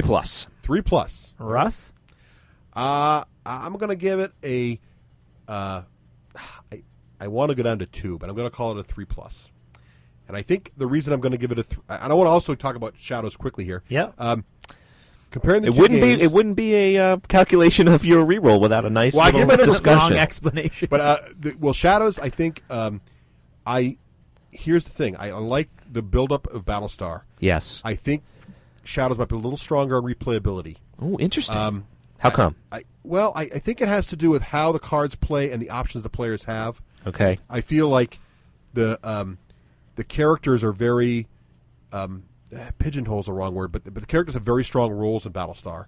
That isn't there quite there. There's little abilities each character has in Camelot, but anyway. See, I like that. I like it. No, I don't think it takes away from the game. It's just different. But You're just saying it's different. But I think that. But in any way, I think both games are awesome. I own both games. It really comes down to, in the end, though, getting the fiddly bits out of the way. It really comes down to theme, what you feel like playing that day. Yeah. And I think what makes Battlestar stronger than Camelot is, I do not think Camelot is a good gateway game as much as Battlestar is a better gateway game. Yeah. And the reason I say that is the show is so wildly popular, even with many people who are not super sci-fi fans, that you can get them around the table more likely, and it does capture the show so well. The average person is not going to be like, "Oh, a game about Camelot," necessarily, but a lot of people, including my wife, would totally love a game about Battlestar, and she really enjoyed it. So I think I'm going to give it a 3+ with a reroll. The ability of the game. Wow. All right. I'm going to jump in there on the 3+ with a reroll bandwagon. Yep. And I'm going to say I like Shadows over Camelot a lot. But the one thing that I dislike about Shadows over Camelot is there seems to be an awful lot of luck involved with the cards that you get versus the quest that you're on. There's more luck in Battlestar. Really? Yeah, I think No. so. No, I because it's a lot more hand management, and Right. I feel like Battlestar's a lot more hands-on. There's a lot you have your You have fate more in choices. your hands, whereas in Shadows you've got the one hand of cards, and you're going to be doing everything with those cards pretty much. Yeah, I think the only thing about Battlestar, we'll see. I think you're right. It's about. But I like both. I don't want to take anything away from Shadows. I would say it's not so much what theme am I interested in on a given day. It's probably more like what kind of social environment do I want to play in a given day. Let's say this. There's a lot of concern that this would be a copy of Shadows. And No, it's safe to say it's not a Certainly copy. not. No. And you could certainly own both in your collection and not Yes. feel like you have a duplicate game. Oh, Yeah, I would Absolutely. agree with that. Yep. I think that's fair. Absolutely. When wives attack. Hello, everyone. We are here once again. This is Karen, Craig's wife. And this is Nicole, Russ's wife. And this week we are sponsored by Robert Stouch, who says, maybe if I had your podcast earlier in my life, I'd still be married. Not. I thought that was fun. And this week we have a couple things to talk about. One of the first things we're going to do is talk about our emails that we got. We got a couple of them, which we were really excited. At the wives at D6 The wives at G6 Generation. Yeah, just us. We were kind of excited, like we're like, woohoo, yelling at each other in all caps on our little chat thing while Karen was at work. First one was from Matt. Matt, thanks. You were like our first email. Thanks. We love it. And the other one was from John Paul. And he asked us a ton of questions to which Karen responded to. I did. He asked a couple of questions about getting his wife into gaming. They have some kids, and he said, as things calm down, they want to get back into gaming. And I told him, the last podcast, we talked about Betrayal on the Hill, and you had talked about Run for the Galaxy. Race for the Galaxy. Close. And I kind of just told him more about my feelings on game nights. I'm such a big proponent, campaigner for game nights. The main thing is he wrote in his email that his wife loves to cook. And she has lots of candle parties. Oh, does she? That was in there too. I just remember the candle parties part of it. That's that you tried to describe his wife. I told him if she's into cooking, then that's even better for game nights, because then if she likes the cooking, half of the game night is literally something she likes to do. Right. She can get stuff ready for everybody to nibble, because gamers like nibbles. And then I told him to do Betrayal on the Hill, but I also told him 2 tips. Was 1, let her know the game you're thinking of. Don't just whip it out and surprise her, so she has a little bit of an idea of what's going on. And 2, know the game before you whip it out at a game. Before you whip it out at a game night. Careful. Because the worst is trying to figure out a game while everyone else. There always needs to be like 1 or 2 people who know the answers to the questions you're going to ask and know how to play the game. Right. Otherwise, it's just too complicated, because you spend the whole time listening to people ask questions with the one guy who knows.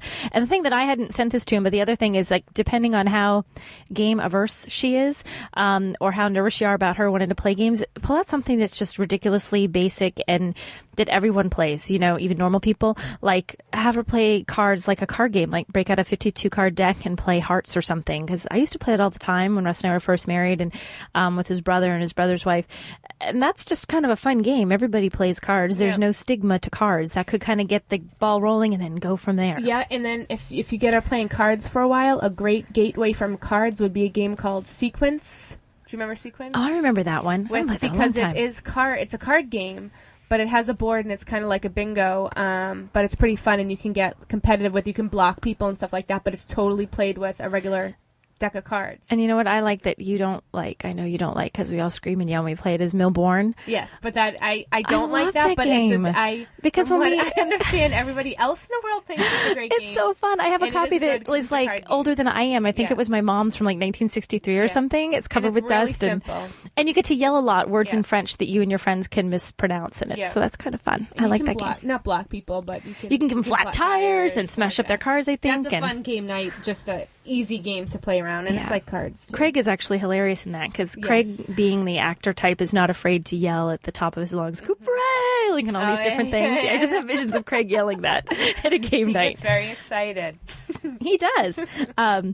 And let's see. Okay, the other thing we wanted to go into today, we were talking about this last time that we were going to play this, Battlestar Galactica.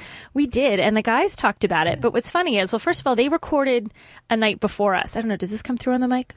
I have to hear it. Can you hear that? I can't hear it. That's actual chain mail. The guys are here, not here tonight. See? No, it can't be in my hand. They have to get more imaginative. The guys are here on the wrong night. See, they were all about the chainmail the other night, but now they decided they were going to record on a different night. Well, you guys, you missed out. You're going to have to use your imagination, gentlemen. But we did play BSG, and they talked about it yesterday when they recorded, and Karen and I had some sort of different opinions about it. We did. From what I hear, and I haven't heard their segment yet, and let me start off by saying I did enjoy the game. I'm not a sci-fi person, but I did enjoy it, so don't, what I'm about to say, is I don't believe this is in any way a good gateway game for a girl. I enjoyed the game. And if you remember, when I sat down, I was kind of like, I don't know. Yeah, she had a look on her face. I wasn't sure how far we were going to go with that game. I played it. Now, I've played it twice, and I enjoyed it. But I've been playing games with Craig now for, 6 years. So it is not, I can't express enough that I really don't feel it's a gateway game. It's enjoyable and it's great and I liked it. And in a few years after she's played some games, you want to go with Battlestar Galactica. Otherwise, I say stick with the guys. Mainly because even for me, it is a lot of stuff. There is a lot going on.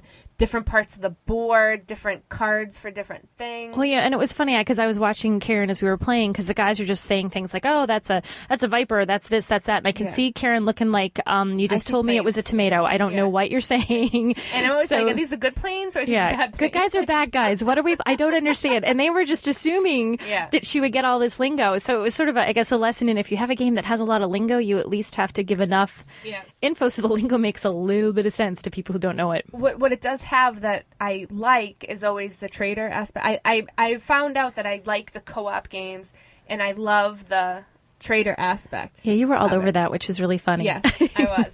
And the funny part is the second time I played, we played with another girlfriend of mine, Sheree and Andy, when they came over.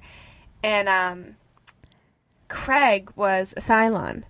And, like, we didn't know or whatever. We had feelings. And I became, I don't know what you call it, like the half Cylon or whatever, like the, not a real Cylon. A sympathizer. A sympathizer. Okay. I'm like, I don't know where she's going with this. And I got some card that let me look at one other player's cards. So I'm like, how can I use my advantage? So Craig the whole game had been saying, I don't have any purple cards. And he kept screwing all our skill checks up. So I'm like, I said, Craig, and you didn't trust your husband. I looked, and there was all purple cards in there. I'm like, he's lying. And the funny thing is I loved it, because I'm like, oh, now we're, like, together, married Cylons. And I totally was. But the thing was, he was trying to keep up the ruse. Like, see what I'm saying? I'm not a Cylon. And I could not stop giggling and giggling. That kind of blew it, didn't it? He's like, see, Karen, I'm not a Cylon. And I'm like, no, he's not a Cylon. And then everybody thought it was funny, and I kept laughing, and I kind of gave it away. But yeah, I was all excited we were married Cylons. That's very cool. Well, I got to be the Cylon. I was the only Cylon. Right at the very end, like you take cards the second time around in the game that we played. So I was the Cylon. But I have my 2-second rant. Can I do my 2-second Battlestar Galactica rant? Is that the only time you played it? That's the only time I played it, because I haven't had a chance to. But here's the thing. I love Battlestar Galactica. It's like a first sci-fi love. And I really, really, really don't like that Starbuck is a chick.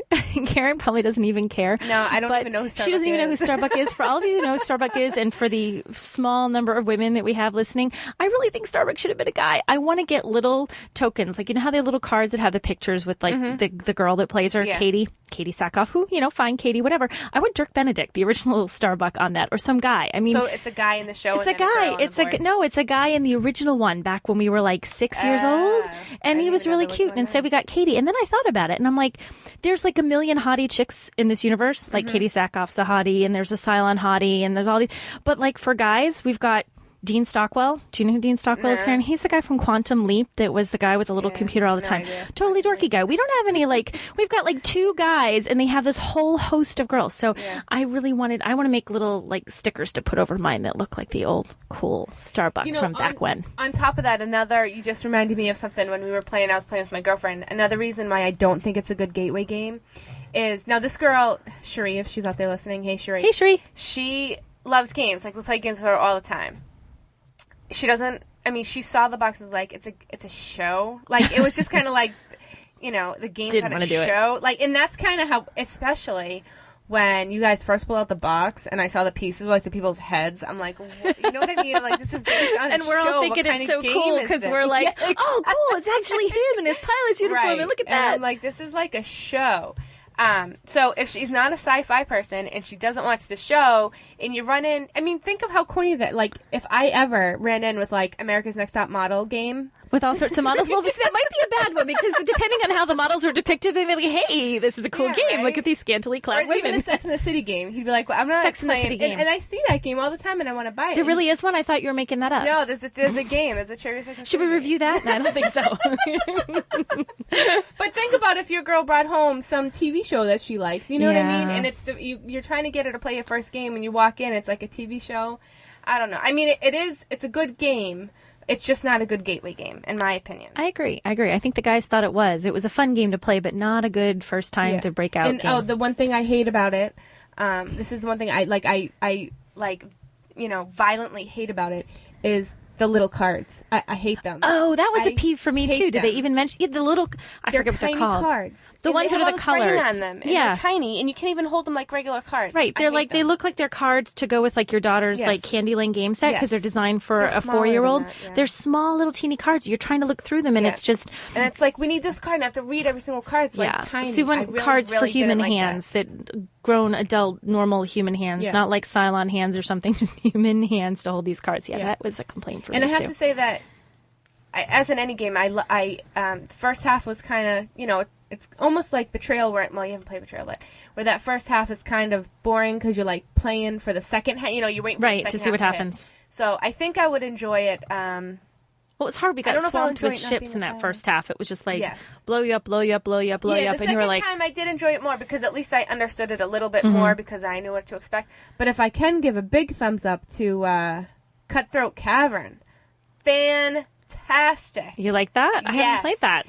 I've played it twice now, and I love it. I even asked Craig last week, I was like, can we call my dad to come over and play? Because you need 3 people. I'm like, I need a person. I need a body. Grab someone off the street. I love that game, and I'm sure they'll talk about it. And I know it's on their list of Craig talked about his when Russ asked him, like, favorite games from Gen Con or whatever, that was at the top of Craig's list, and I loved it. Well, you know what? There was a game they were playing, and I'm going to say it right. Wait, hold on. It's Monster Apocalypse. I think I'm saying it right. First of all, they're calling it MPOC, which makes me think of like Tupac Shakur. Like I expect the models to break out in a rap song. But one of the models is this big, I think it was from this game, this big blue clear thing. Oh, yeah. It totally reminded me like of those blue dolphin room air freshener things you can hang from your rearview mirror. So that's all I can think of when I see that. That's another game. Like, it's not a TV show, but I walked in, it was like Godzilla or something. Yeah, it was kind of weird to look at. Yeah, you and I both looked at it on the board and we're like, I totally walked in there and I went, I hope this isn't the game we're playing. That's exactly what That's how little she knows about Battlestar Galactica. She thought the blue dolphin monster was part of ESG.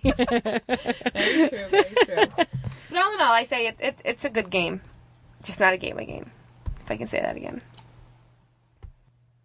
Now, we did this a few weeks ago. We're going to do something we pulled out a little while back. This was our God Forbid segment, which is like the guys' Have You Ever Noticed segment. I will start because I have a favorite one, and this happens in our house all the time. It is God forbid that my husband notice that the floors are dirty. Like I say, the floors need to be clean. He says, oh, are they dirty? Never, ever notices. But if there is a millimeter length of a silver arm sticking out from underneath like the foot of a chair that you need a magnifying glass to see, he spots it from like 2 rooms away. There's my arm. I was looking for that.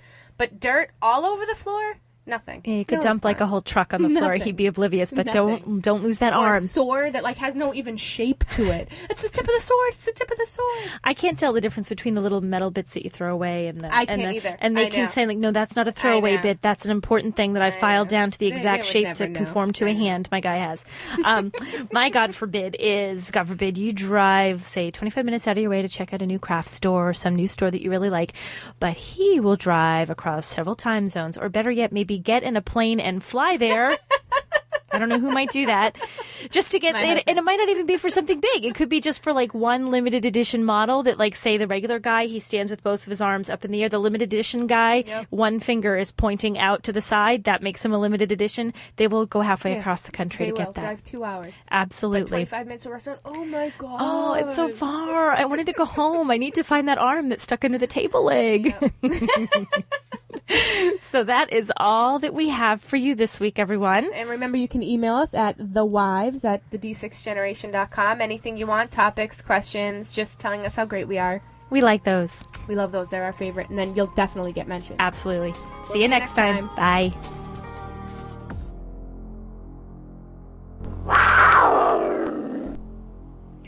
Hello, this is Sam from the United Kingdom. Just like to say what a fantastic show you chaps have. Because of your show, me and a few of our local gaming chaps have bought tons of Days of Wonder products.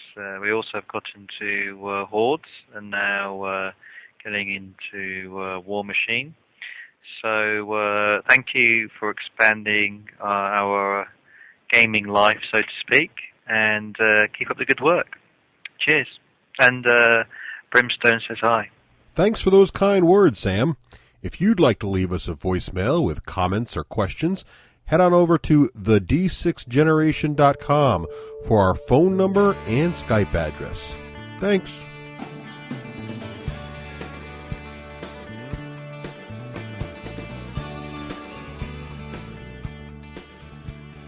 This week, Did You Ever Notice is brought to you by Keith Rysowski. Keith works hard to serve and protect the fine citizens of our neighbor to the north, Canada, and his work this week did not leave him enough time to do an official shout-out. So, fittingly enough, this one's for you, Keith. Thanks for everything you do, and take a little time to smell the roses. Did you ever notice that time passes? I don't mean like the time that passes between one game night and the next, or even one good sci-fi movie in the theaters and the next. I mean in a much larger sense. As in, where you are, and even who you are, right now, could well be very different given the passage of enough time. When I was 16, for my birthday, my parents let me finish a room in the basement as a game room. My father used it as a teaching opportunity, teaching me all the basics from framing to sheetrock hanging and wiring. When we were done, I had a small room all to myself for gaming, finished and decorated in my 16-year-old's vision of a medieval tavern, with textured stucco walls and rough, stained wood crossbeams, and a beautiful fake fireplace my grandmother procured for the project. She's always been great finding these weird, random gifts, including a life-size gargoyle she gave me years later. The walls were decorated in early 70s Neo-Middle Ages. Anyone else out there remember the 70s, when real grown-ups could decorate their houses with fake wooden swords and morning stars all antiqued up, and bronze little mini-suits of armor were in vogue? Through the efforts of myself, some eager friends, and the occasional indulgent girlfriend. Soon there were wooden weapons, cheesy fantasy art prints, and one beautiful Senkita short sword from museum replicas adorning the walls. Of course, not 2 years later I was getting ready for college, and the dungeon, as we came to call it because of its total lack of windows, became a storage room. First for my game stuff, not overly useful as a rook or freshman in military school, then for more of my stuff, and then for stuff belonging to the entire family. Slowly, my really cool room was buried under boxes of sweaters, Halloween costumes, and important documents. Time passed. I graduated college, but almost immediately I was off to Florida for graduate school, and so the dungeon just continued to accrue its geological layers of artifacts. Eventually I was home again, but moved out, this time for good, a few months later. I dug through the layers, disturbing them more than a freshman archaeologist on his first dig, for some of the stuff I wanted to bring with me on the next great adventure. Books, some decorative miniatures, some gaming stuff, you know the type of thing. But that was it. Occasionally I'd go down for a specific artifact, but it was harder and harder to put your hands on exactly what you wanted. The fireplace was buried completely, cobwebs and dust blanketed every available surface, and it got to the point that I'd buy a book I wanted to reread, even if I knew it was in the dungeon somewhere, rather than go digging for it. But this past weekend my parents let me know, subtly, that they need the room in its entirety now. They're collecting more stuff of their own, just like the rest of us, and it's only fair that my old stuff make room for their new stuff. So yesterday, I grabbed some garbage bags, took a deep breath, and delved downward into the basement and into my past. It was traumatic. At first I was very aggressive. I dug and dug and dug. I was diligent. I threw out a bunch of how-to books, wooden bowls from my days in the SCA, out. Twisted and broken Genestealer and Terminator models from Space Hulk, gone. The broken remains of dioramas that I'd made for competitions while I was in high school, into the bag. A deep underlayer of water-ruined paperbacks were heartbreaking, but I dug through them quickly. I could just make out the Thieves' World logo through the black stains. The deeper I got, the more difficult it became. Chits and markers from Space Crusade, hover tanks from Fortress America, fortresses from Conquest of the Empire. It would appear that at some point over the years, as more and more stuff was thrown into the room, the boxes of my old games had broken open, returning themselves to their component parts. With a quick sigh, the dust was a little heavy. It all went into the bag. I started to find books I was more familiar with. Battletech novels that provided hours of entertainment.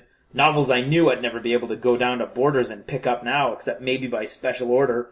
White Dwarfs from the early 90s, and the 1993 Citadel Miniatures catalog. Digging deeper, I came to my first Ren Fair costumes, and water-damaged pictures of fun times with my high school friends. The same bunch of yahoos, for the most part, that I don't know, podcast with, play games with, have game nights and don't invite the yahoos I podcast with. You get the point. I found pictures of myself playing Rogue Trader with friends that I've fallen out of touch with, and then, one layer down, the very terrain made out of styrofoam packing forms that was in those pictures. My resolve began to falter at this point. More and more was being set aside for the maybe I can't throw this away pile, and the bags weren't filling up quite so quickly. And then I found it. The nugget, nestled in the ruined carpet remnant at the center of the little room that brought my search to a screeching halt. Old gifts and pictures from ex-girlfriends hadn't done it. Birthday cards from 20 years ago hadn't done it. Even the old white dwarfs hadn't done it. But this stopped me cold. Hidden in an indentation in the ancient carpeting was a very small pile of poorly painted lead figures. And these weren't white metal or pewter. No, these were old-school lead models. My first D&D character, monsters from my first Ral Partha box, bits and pieces of several of the old Ral Partha dragon collection, and all of them huddled together as if for comfort and security. Each of these models had a story. I remembered something about each one. A game I had played, the feel of it the first time I took it out of the box, a feeling of accomplishment the first time I finished painting a whole model, or a particularly difficult technique that I had tried for the first time. I couldn't do it. I couldn't throw these away. And with that, my will to throw anything else away disappeared. I couldn't do it. I collected these little men, women, creatures, and objects, for there was a little throne in there that had once belonged to a Lich King, set them aside, turned off the light, and left it all there. I'll get to it again soon, and I'll have to be draconian again, which reminds me of all those Dragonlance spin-off novels I just tossed. But for right now, I feel time around me like a river, and I feel the movement of it like you seldom do in everyday life. I thought, what if I had been more selective about what I kept? What if I had set aside less, but was more careful with what I did? Would I, maybe, still have a complete collection of Thieves' World novels? Maybe these remnants of my first models would have been kept better. Maybe those photos of friends now gone, one even passed away overseas in Afghanistan, maybe those would have been salvageable. And so I come to my point this episode. I know, I didn't rant, and I didn't rave, I didn't attack anyone, and maybe I wasn't funny. But this time I felt serious, and I decided that that was the way to go. My advice to you is this. Be selective in what you set aside to keep as each phase of your life flows into the next. Don't pack rat it all, but don't trash it all either. Who knows where you'll be in 5 years, or 10, or 20? Who knows what will matter to you? A small representative group of the things that meant the most to you could well mean a lot again later on down the road, and will be much easier to preserve than a pile of everything. And in conclusion, try to feel the time slipping by every now and then. Not to be morbid and morose, but so you appreciate the things and people around you a little bit more. Appreciate your friends and your ability to get together with them. You don't have to tell them that you're appreciating them. You can still be as sarcastic and nasty as you want to be. That's my plan. But take a deep breath every now and then, after making sure there aren't any of our more fragrant brethren nearby. Look around and enjoy the moment, because these moments flow, one into the next, often without our acknowledging it, and quite often, if we're not careful, we don't know what we've got until it's gone, or changed into something that right now we wouldn't even recognize. That's it. Smell the roses, I guess, would have been a shorter way to say it, but I wanted to share the moment with someone, and no one around here will take me seriously, so it's pretty much you and me. Thanks for listening. Good night.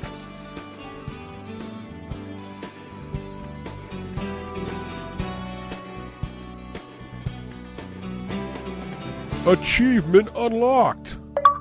You've made it to the end of another D6 Generation episode, the podcast whose humor has universally been acclaimed as not too horrible.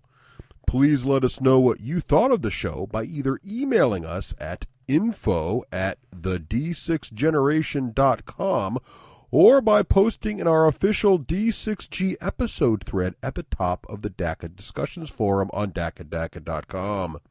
If for some inexplicable reason you actually enjoyed this show, you can help others find out about it by leaving positive reviews on iTunes. See you in 2 weeks. Thanks for listening, and happy gaming.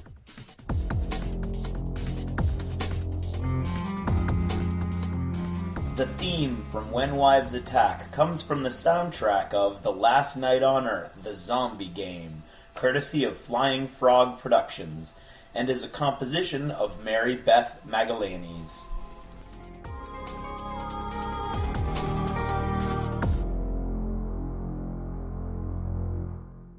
Drago, Drago, Drago. For the motherland!